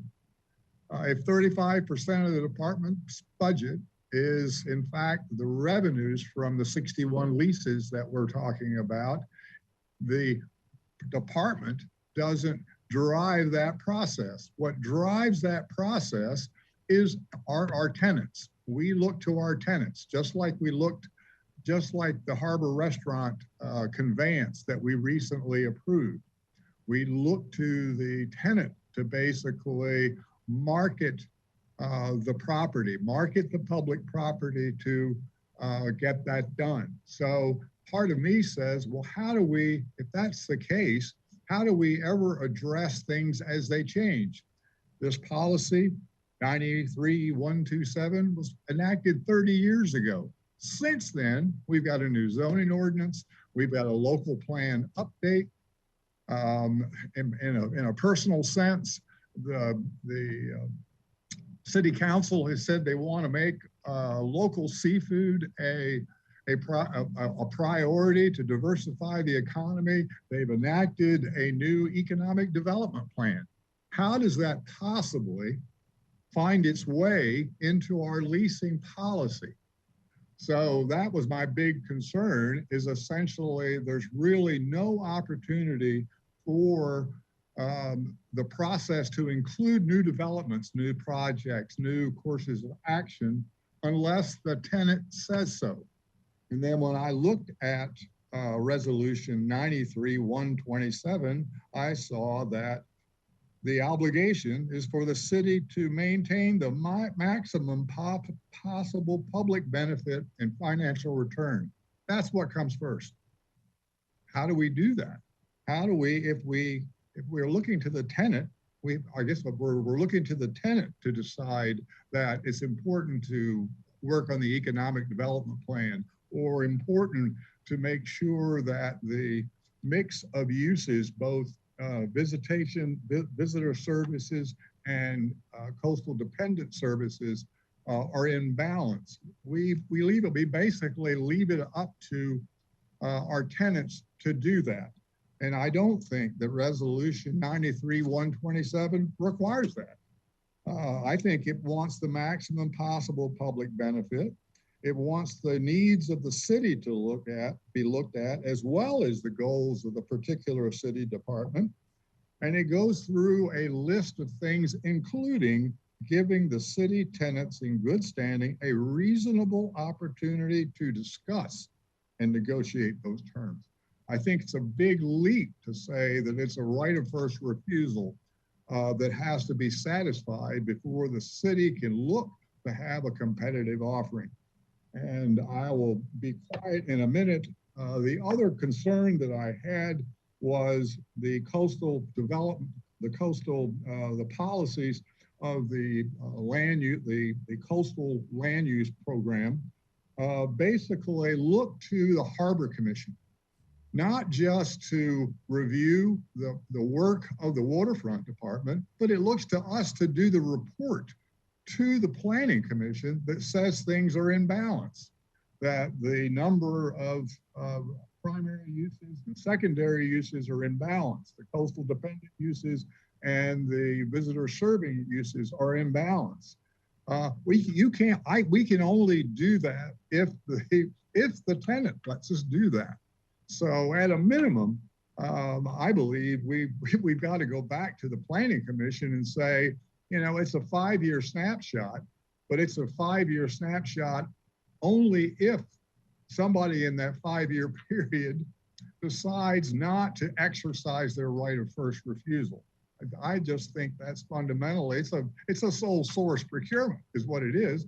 And I just think that there ought to be an opportunity for the commission, since the land use, the coastal program basically tagged the Harbor Commission to do it, that we ought to be involved. And the only place we can be involved is when a lease expires.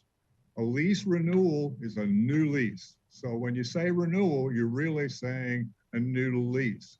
And I think it's that time that we could inform the process in much the same way that Brian does by bringing in managers. We could bring in the community development department who's trying to integrate the new zoning ordinance with the updated coastal plan. We could bring in Jason Harris and the economic development folks to make sure that we're doing it the right way. So there are opportunities here for us, I believe, to have greater input than simply leaving it up to our tenants. And that's essentially it. I think that the resolution doesn't have to be changed. I think the needs of the city need to be incorporated in this, and they presently aren't. The only way an RFP, where there's actual competition, occurs is basically an act of God. It has to be a fire, a maritime tragedy, and then on the truly rare instance, someone walks away from. So that's my primary concern. And then my baseline concern, one of what really bothers me is the issue of financial return. How do we know we're getting a market rate? How do we know we're getting a market rate? If there's no competition, how do we define what fair market value is of the public's real estate? We don't know.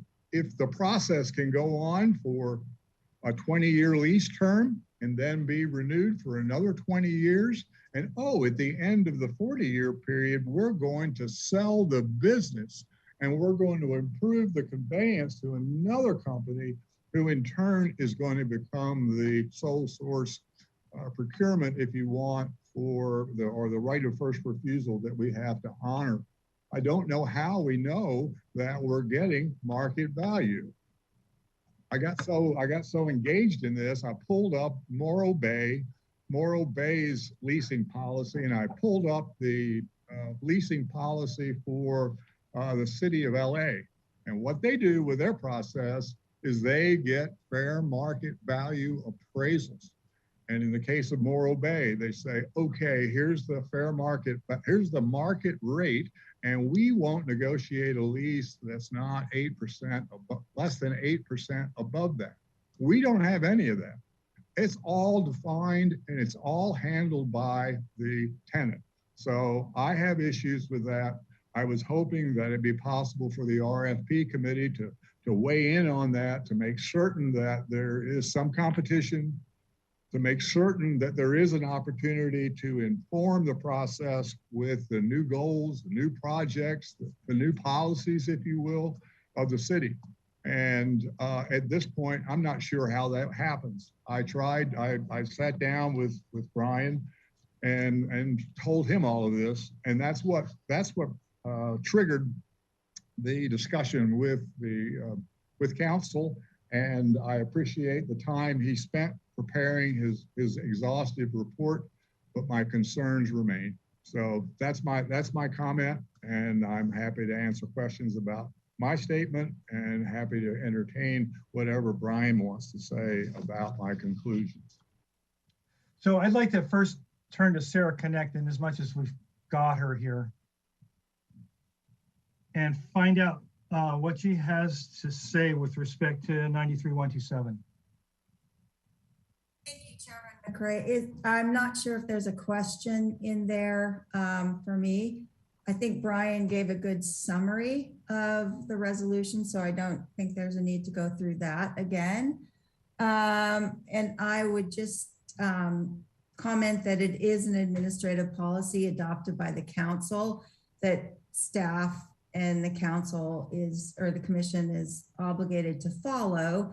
There is a procedure to go to the city council if the commission were so inclined. The majority of the commission felt that there was a need to amend it or change it.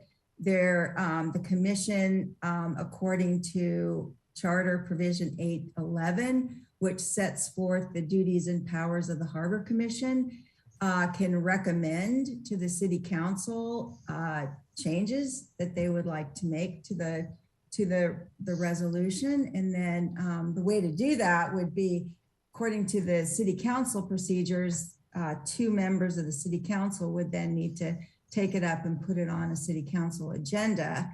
But you know, at the basic root of it, I really don't think that this resolution establishes a right of first refusal to tenants. You know, it does set out a procedure where it allows existing tenants in good standing to renegotiate their leases. And it gives them the opportunity to do that. But there is nothing in here that says anything about what the lease terms would be for the new lease. So, you know, there's nothing in here that says that the new lease terms could not readjust to market value. So there's nothing in here that says that we couldn't do an appraisal of what that market value would be. There's nothing in here that says that we wouldn't do a new lease that has brand new lease terms that do come to market value. So, so I really don't think that concern, I think that's a very legitimate concern that Commissioner Nielsen expresses. But I think those concerns rightly should be addressed in the terms of the lease itself that's negotiated by staff. And you know, the leasing subcommittee, not the RFP subcommittee, but if there's a leasing subcommittee or the Harbor Commission should, you know, in all rights say, we think these are the terms that should be in the leases that are negotiated. And that's within the duties and powers of the Harbor Commission. Those are, you know, typical standard commercial leases, which, you know, dictate what typical standard commercial leases say in these modern times. And, you know, we've been working to bring the harbor leases up to what standard commercial leases say. And I think there's a lot of work that can be done on that front. And, you know, in my opinion, that's where the work needs to be done. So, you know, really that's all I can contribute, unless there are questions. Thank you very much. And I would like to open it up to questions just broadly for either Sarah or Michael or staff. I see Leslie was. I see Leslie Wiscombe from the Planning Commission. Thank you, Hand Mr. raised. Chair. I actually have quite a few comments and questions, but to address this issue, I think Ms. Connect would probably agree that 93-127 is a guidance document. It's not an ordinance. It's a resolution, so it's a guidance document that that we as a city have followed, but don't necessarily have to follow if there are departures, or if the Harbor Commission decides in their lease agreements that, you know, they should depart from this and open it up to potentially more lessees. And I'd appreciate Ms. Connect's comments on those. Thank you.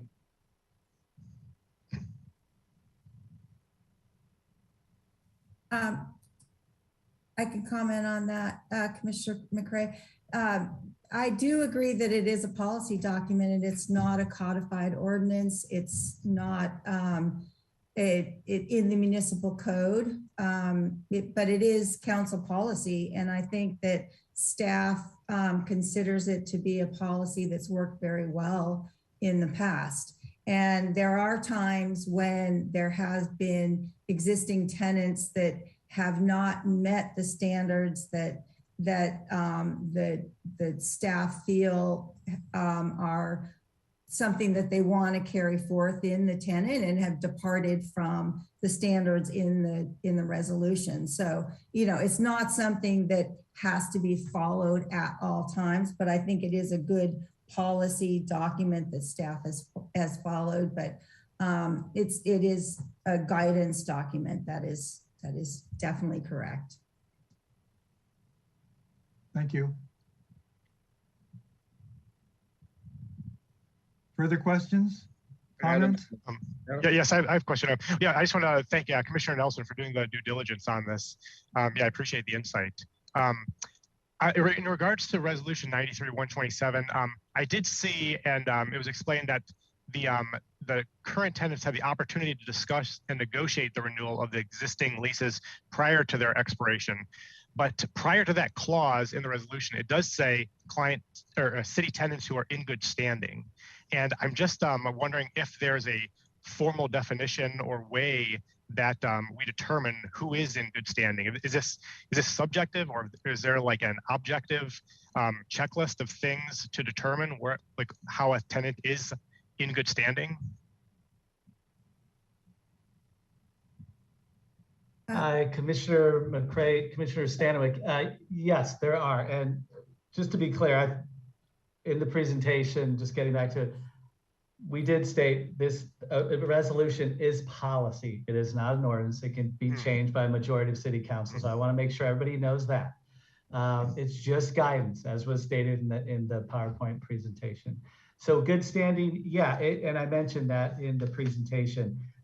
Good standing encompasses a number of things. Do they pay their rent on time? Do they adhere to their various lease conditions? And then it went through kind of those are kind of the two most basic ones. If you're paying rent and you adhere to your lease conditions. If you're not paying rent or you're not adhering to your lease conditions, then we've got a problem, and there's no need for the city to then engage in a renegotiation for a new lease agreement. We would hope to find those even prior to that, and if push came to shove, we would need to go into an active default process, which does not happen very often. I know that if you were down in the waterfront 20, 25 years ago, you'd see a very different waterfront with a very different business makeup, with a very different clientele. And so through the years, with the guidance of Harbor Commission and this resolution 93-127, the waterfront department has been able to kind of have those entities, those former tenants, move on and bring in new tenants that have thus made this waterfront very productive and with a good tenant base. Does that help? Okay. Yep. Thanks. Mr. Chairman, I don't need to belabor this. I can continue to do, research on my own, and if necessary, put together an item for the board to consider.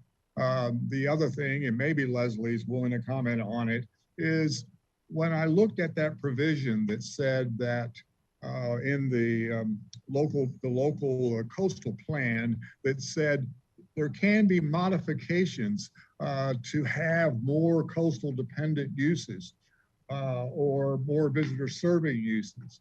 I mean, literally something different than's been there for the last 20 years or more on Stearns Wharf since the development permit was issued after the fire.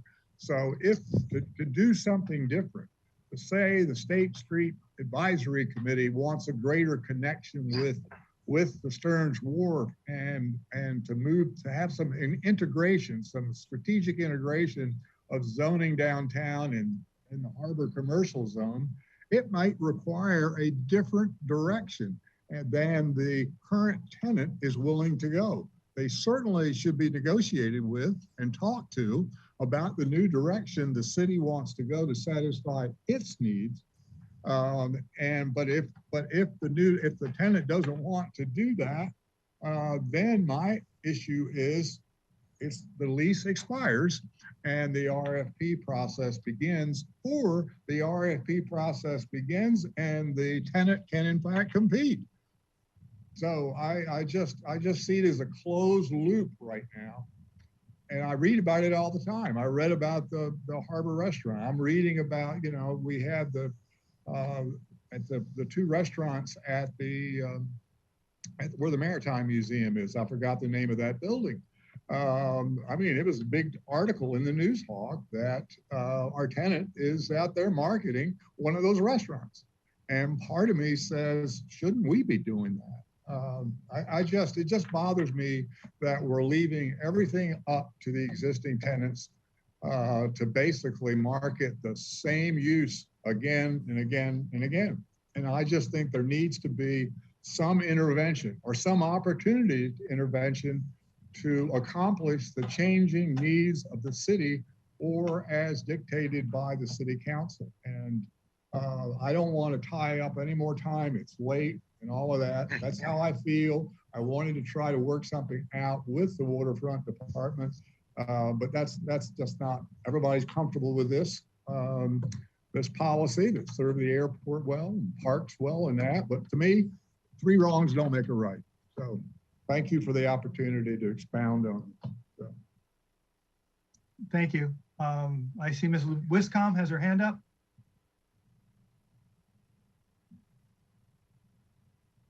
Thank you, Mr. Chair. I agree with Commissioner Nelson, but I want to acknowledge Mr. Bossi and his appearance at Planning Commission meetings. His last one was in July 2019. He does a 5-year review of the uses, and there were some comments made by then Commissioner Jordan, now Council Member Jordan, and Commissioner Schwartz that basically said that we need to look more to the future. So that's why I'm here for this item. And I'd just like to ask, I know Mr. Boss has been through a trifecta. I'm sorry. I really am. We'll have a peace meeting at some point. But I just want to ask you some questions. So how is the market value determined for a lease renewal? So a lease renewal, that's a good question. When our leases are originally set, there's an amount that they are set at. And then included in lease agreements is a CPI increase clause. So once a year, they get a bump according to CPI. But you bring up a good point, and I think this goes to Mr. Nelson's point, is that, well, if you didn't have the right base rent at the start and you're still increasing by CPI, you still don't have the right rate. So a lot of our leases are percentage rent. So a base rent doesn't really matter. We could charge Brophy's $1 a year as base rent, and that'd be fine. We'd still get the same amount of revenue from them because they're on a percentage rent basis. So market value, that's a tough one. We have an interesting space down here, whether it's offices and things like that. The next item you're going to see, which this is only item 2, Commissioner Wiscombe, you got to stick around for item 3 of the trifecta. You're in now. But you'll see that is an office lease, and what we did was base that on our most recent office lease, which was 6 months ago. Consequently, here's where that kind of leveling comes out, and I'm kind of blowing the thunder for this next one, but the increase in the monthly is, I want to say 28 or 28% higher than they were paying. So we do look at this stuff and try and get to an appropriate rate. So because that is an important part, as Mr. Nelson mentioned, in the LUP guidelines is, I can't remember if it says market rate, but it says, maximize the revenue from those sources. Right. And then there are opportunities, and again, they're few and far between, and they are those RFPs. And I mentioned, we send it out to, everybody we can, and it's on our website, it's in the log. The first one for the office space, again, oddball space, 150 square feet. We had 2 submittals, actually 1 full submittal. And then with this much bigger, substantial tenant, proposed tenant in the harbor, we had 4, 2 from in the area and 2 from out. So, there are these opportunities to get whatever your idea, as long as it's, coastal dependent, our priorities, coastal dependent first, and then we work our way down, last being visitor serving. They can submit that, and it's open to everybody. Is it hard to get in? It is. And at the same time, if it was easy, we'd have the reverse problem, and we wouldn't have tenants, and our revenues would be in horrible condition, and we would really be struggling. We don't have that currently. So it's a good thing to be full, but yeah, we can always work on changes to our lease agreements and looking at modifications to what is true market rate. I have had some discussions recently with a local appraiser. He did mention that it's very hard because we are very unique, but it can be done. And maybe it should be done in groups. Because I was saying, well, can you do this office lease? Can you do this? And it was extraordinarily expensive. So he recommended, maybe you do it as a group, okay, here are all your offices. What's a good rate? Here are all your other uses, commercial, this and that. So it's something we are looking into. So what you're saying is you're looking into actual market rates for these things, so you can keep up with, when you renew a lease, you can keep up with market rates, current market trends. That's the idea. Yes, ma'am. Okay, that's great. Okay. And how long prior to expiration of existing lease do you begin negotiations? Just give me a ballpark. I don't want to, this is not like a No, Chairman Craig. No, anywhere between 3 and 6 months, depending. Well, actually, it's more like 6 months. Our senior property management specialist is very timely and gets on these things well in advance, to the point where they end up often on Ms. Connect's desk, and she's like, this doesn't come up for another 6 months. So we do our best to engage them. We're in constant contact with our tenants at all times, but I would say generally between 3 and 4 months, because we first have to go through the negotiation process, then get back on. Then once we come to some sort of framework for an agreement, Harbor Commission, council, then if it's over 5 years, it requires an ordinance, which is 2 meetings at council and an extra 30 days. So depends on the complexity of the lease and the term of the lease as well. Great. Okay, thank you. Okay, and then I just, Mr. Bossi, I just want to move on to the interested party list, because I'm quite intrigued by that. So does the interested party list include potential tenant space needs, the location of the tenant, or other considerations, and also some sort of vetting so that you can really match potential tenants with renewal leasing spaces? Are you following me? Yes, Chair McCray, Commissioner Wiscombe, Planning Commissioner Wiscombe. It's not that scientific because we rarely have space available. If we had constant turnover, that would definitely be something we would really need to winnow these people down and see what their niche is, what they're after. So then if something along that nature pops up, we've got 5 or 6 possible opportunities. What we do now is we get these, 1 or 2 a week, and we'll put, hey, I'm interested in leasing space down at the waterfront. I have a barber shop of whatever. And we tell them, kind of go through the process. Well, that's not coastal dependent, but we're going to put you, would you like to be put on our interested parties list for a request for proposal process if and when something does come up? We put them on that list. When something does come up, we send it out to that list. So our goal is to spread that thing as far as we can to get the most amount of input back to us for the proposed lease space.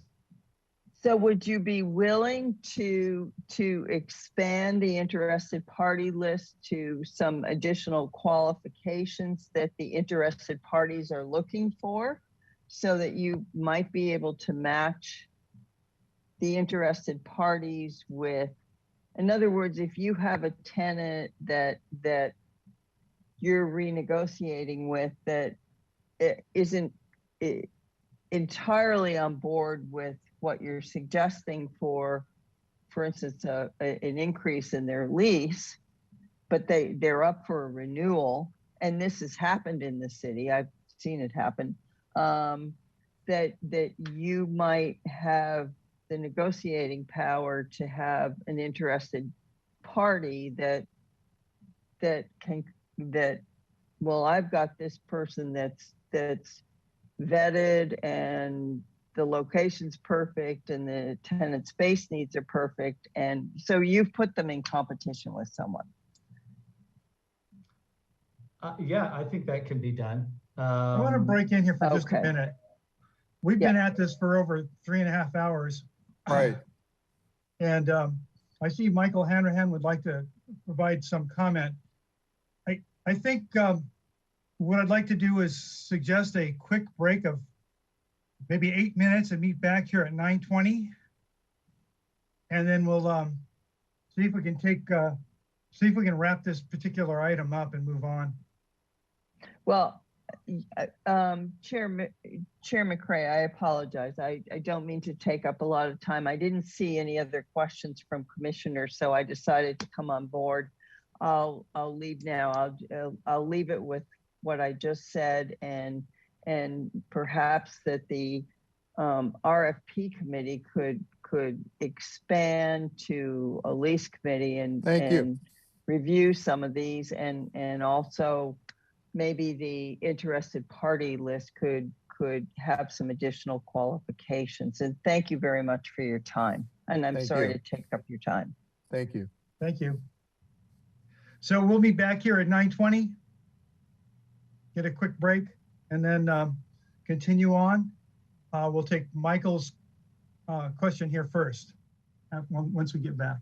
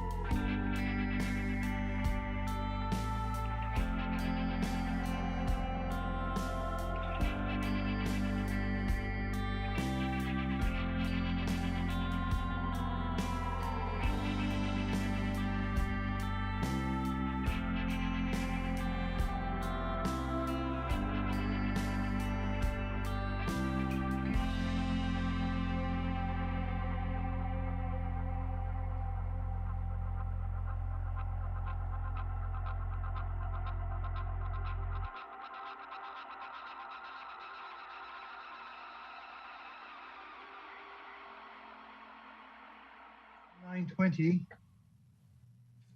I'd like to call us back to order and recognize Michael Hanrahan. Thank you, Chair McCray. Just a quick question for Manager Bossy. I noticed that the terms for the vast majority of the tenants, the businesses that we have leases and licenses with are 5 years, 25 years, 40 years, but there are 3 businesses that are only month to month, 4 businesses that are month to month. And I was just curious, what's the reason for month to month versus these extended leases? Chair McCray, Commissioner Hanrahan, it varies depending on the tenant. 2 of the existing month to months have been that way for many, many years and have never been addressed. We were on a path to bring those to you prior to COVID. COVID hit and completely blew everything out of the water. I can't recall exactly the other 2 month to months, but it depends on the, we talk to the tenant and what are they interested in. The one you're going to see next is a 3-year lease because they're getting towards the end of their career and that's all they're interested in. And then it would go out to an RFP committee. So for the vast majority of office, 5 and a 5, or maybe just 5. Restaurants where capital investment and other businesses with a ton of capital investment generally are longer in term. So they can recoup some of that investment. Thank you. You're welcome. All right, thank you. So I'm going to turn to Commissioner Michael Nelson and just to check with him and see if he's kind of got what he wants for the time being and has in mind a path forward. Yes, I'm fine with that. I just wish there was a way that we could address this issue. And I heard someone say perhaps the RFP committee could actually look into these areas. That would be great. But if not, I certainly understand. The rules give me the ability to put an item together. I can do more research and put an item together, and if there are votes to do it, that's great. If not, I feel better having, expressed my concern about basically outsourcing our leasing process. Thank you, Michael. We've had some really spirited discussion and a lot of information exchanged. I'd like to especially recognize that Brian Bossy has gone to quite a bit of work and was really really ready for this and ready to answer questions and had good answers. I'd like to recognize Leslie for her participation and Sarah Connect for joining us for this meeting and being ready and available with some really important answers. So thank you all.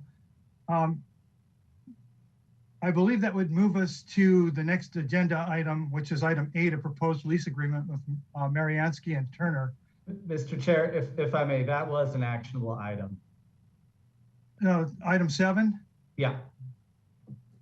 Recommendation B sorry. Review and approve the current waterfront department leasing practices as appropriate. Oh my goodness. Sorry to drag this out. I'm punishing myself as well. Way to go, Brian. I just figure you don't want to hear it again next month. I kind of think we probably, unless somebody wants to move to table this, gosh, I don't know if we're quite ready for that.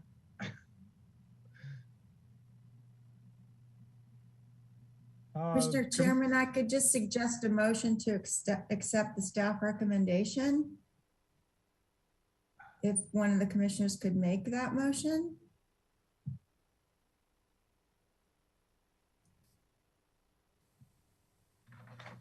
Right. Just to add on that, by accepting staff recommendation, it essentially leaves it as status quo. So that allows Commissioner Nelson to move forward and do what he needs to do. We can discuss it at a future meeting.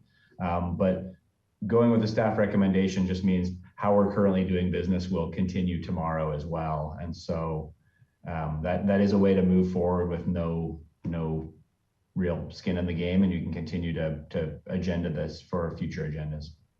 Right, and I could also suggest, the possibility of, in order to have more involvement in the process, that, the RFP subcommittee could be more of a leasing subcommittee. And so you could agendize at a future date, a discussion of, broadening that subcommittee or changing the scope of that subcommittee and put that on an agenda at a future date. That was something that you might want to consider. Thank you very much. That really takes the pressure off the situation. Yes. Yes. So I'm looking around the table for a motion.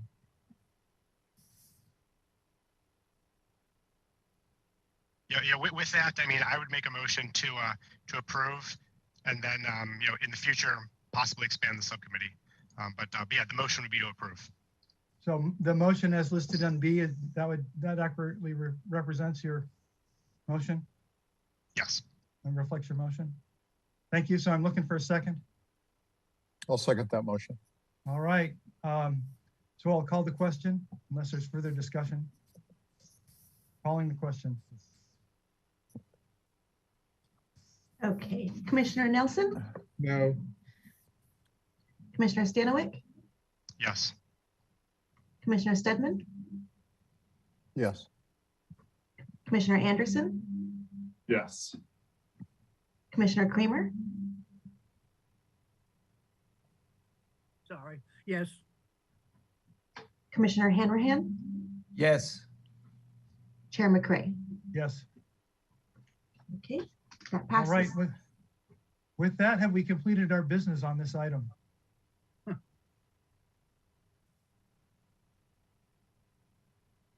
Now, absent seeing Angela's response, I'll assume that that is the case and move on to item 8. But at the same time, I'm thinking that probably the best course of action with respect to the next section and item 9 is to move that to next month's meeting. So let's hear item 8.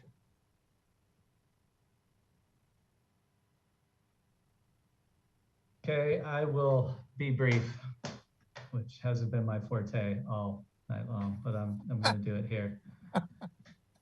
This is a proposed office lease with Mariansky and Turner. Next slide, please. This is an office lease in the building next to 132 Harbor Way. It is the proposal for a 2-year term with one-year option. The current tenants have been in there since, I believe, 2011, and they are tenants in good standing. The base rent is scheduled to be $649.63. That's $3.89 a square foot, and it's a 28.6% increase to what they were paying. So there's that leveling off I was talking about. They have the standard cost of living increases based on the consumer price index. Again, it's an office. Next slide. I should let you know that the current tenants and Alexandra Mariansky and Jonathan Turner are professors at the University of California, Riverside. And they do work in research and field station research in Chumash maritime culture here locally, as well as the islands. And they work with UCSB, Santa Barbara City College, and again, UC Riverside. Mariansky and Turner, as I just stated through here, it's considered a secondary ocean-related use per the coastal land use plan. And the office lease is an appropriate secondary ocean-related use that meets the parameters of that coastal land use plan. With that, I am happy to answer any questions. Again, they are tenants in good standing, pay their rent on time, and they have no lease issues on file. I'm going to start with a question. Sure. This is an action item, correct? I don't see it proposed as such. Oh yeah, there it is. Yes, sir. Yes, I do. I take it all back. Are there any questions?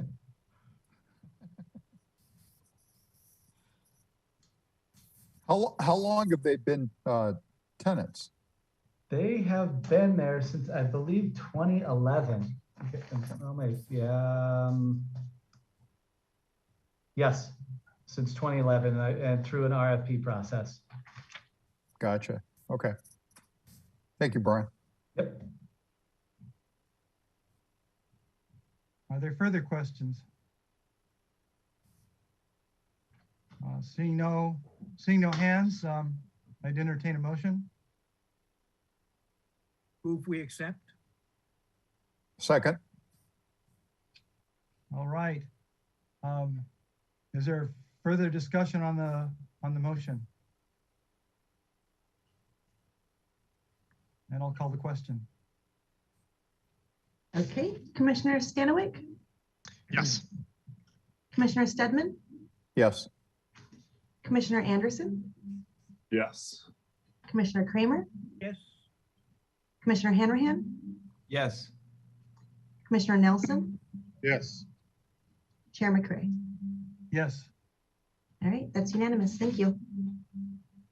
All right, so that brings us to what seems like a bookkeeping matter, but I would myself would really like to see each venue before we actually make, write this in stone. And so that means that this could take some discussion. And in that vein, my recommendation is that somebody move to have this next agenda item deferred to next month. And I'm not sure exactly of what the proper language is. I would like to make a motion to table any further consideration of adopting, the language committing us to either location until we've had a chance to meet in person at each location. And therefore, we could push this to our next meeting as well. Second. Been moved and seconded. Is there further discussion?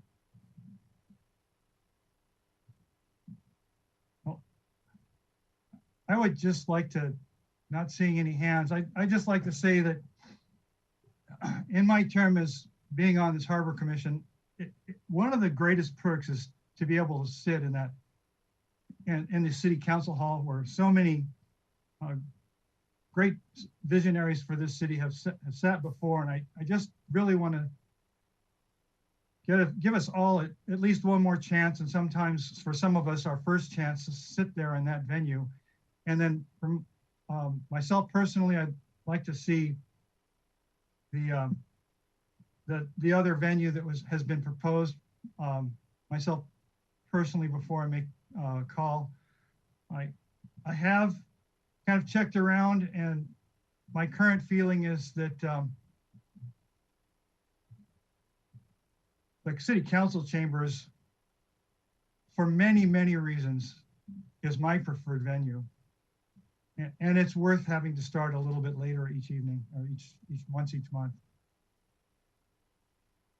I concur with your comments, Chair McCray, and I hope that our newest commissioners, Anderson and Hanrahan, have the opportunity to conduct business as a commission in City Council chambers.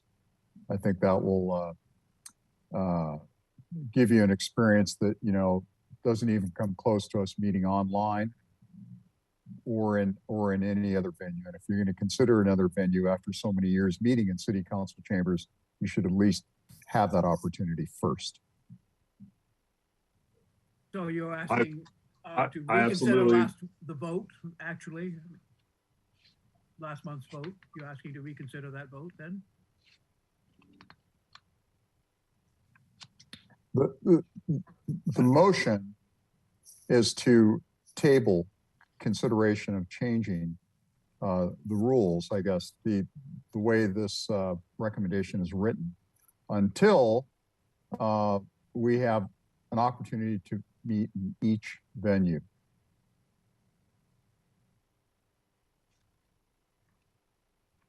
All right, I see Michael Hanrahan has a hand up. Thank you, Chair McCray. I would just agree with Commissioner Stedman that I would like to experience the City Hall and David Gephardt meeting room to be able to offer a more informed decision about where I would like to meet for the commission moving forward. So thank you for taking my opinion into account. Thank you. Is there further discussion on the motion? I'll call the question.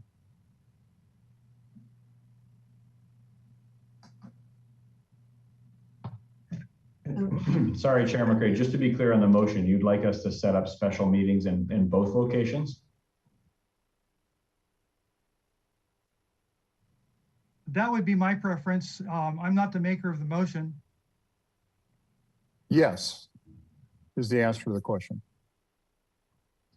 Okay, clear. Okay, Commissioner Stedman, Yes. Commissioner Anderson, Yes. Commissioner Kramer,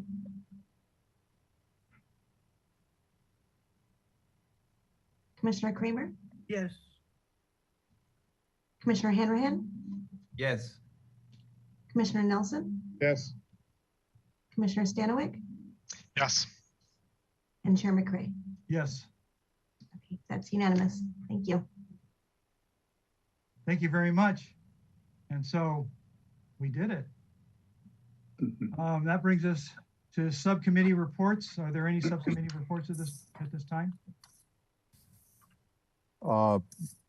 The slip assignment subcommittee has no report at this time. I think that we discussed exactly what I was going to comment on during the slide during Mr. Bossi's first presentation.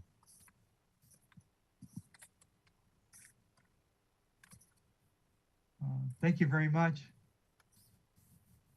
And seeing no more hands, I'll turn to the commission and staff communications and ask if staff or commissioners have any further communications.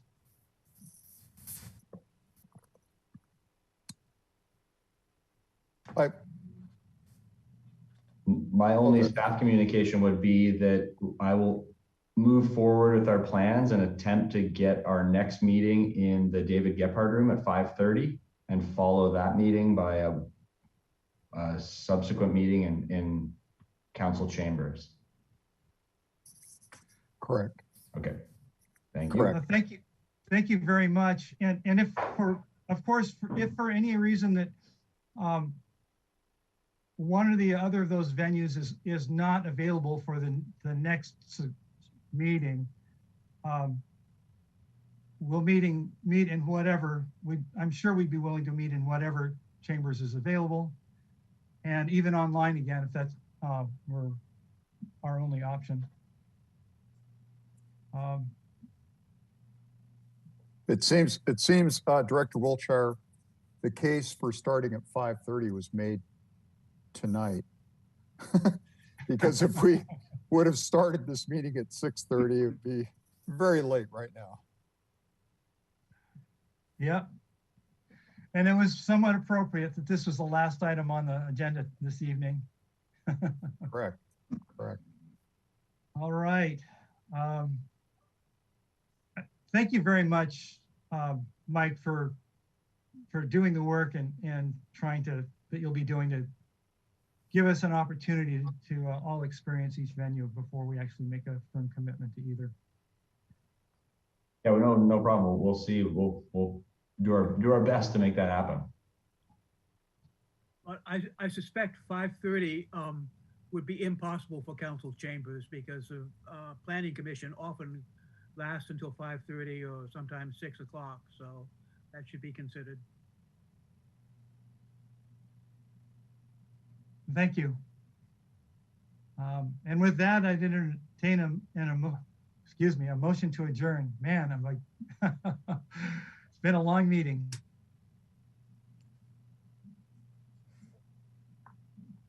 I'll make a motion to adjourn. I second that motion. Motioned and seconded. Commissioner Anderson, Yes. Commissioner Kramer, Yes. Commissioner Hanrahan, Yes. Commissioner Nelson, Yes. Commissioner Stanwyck, Yes.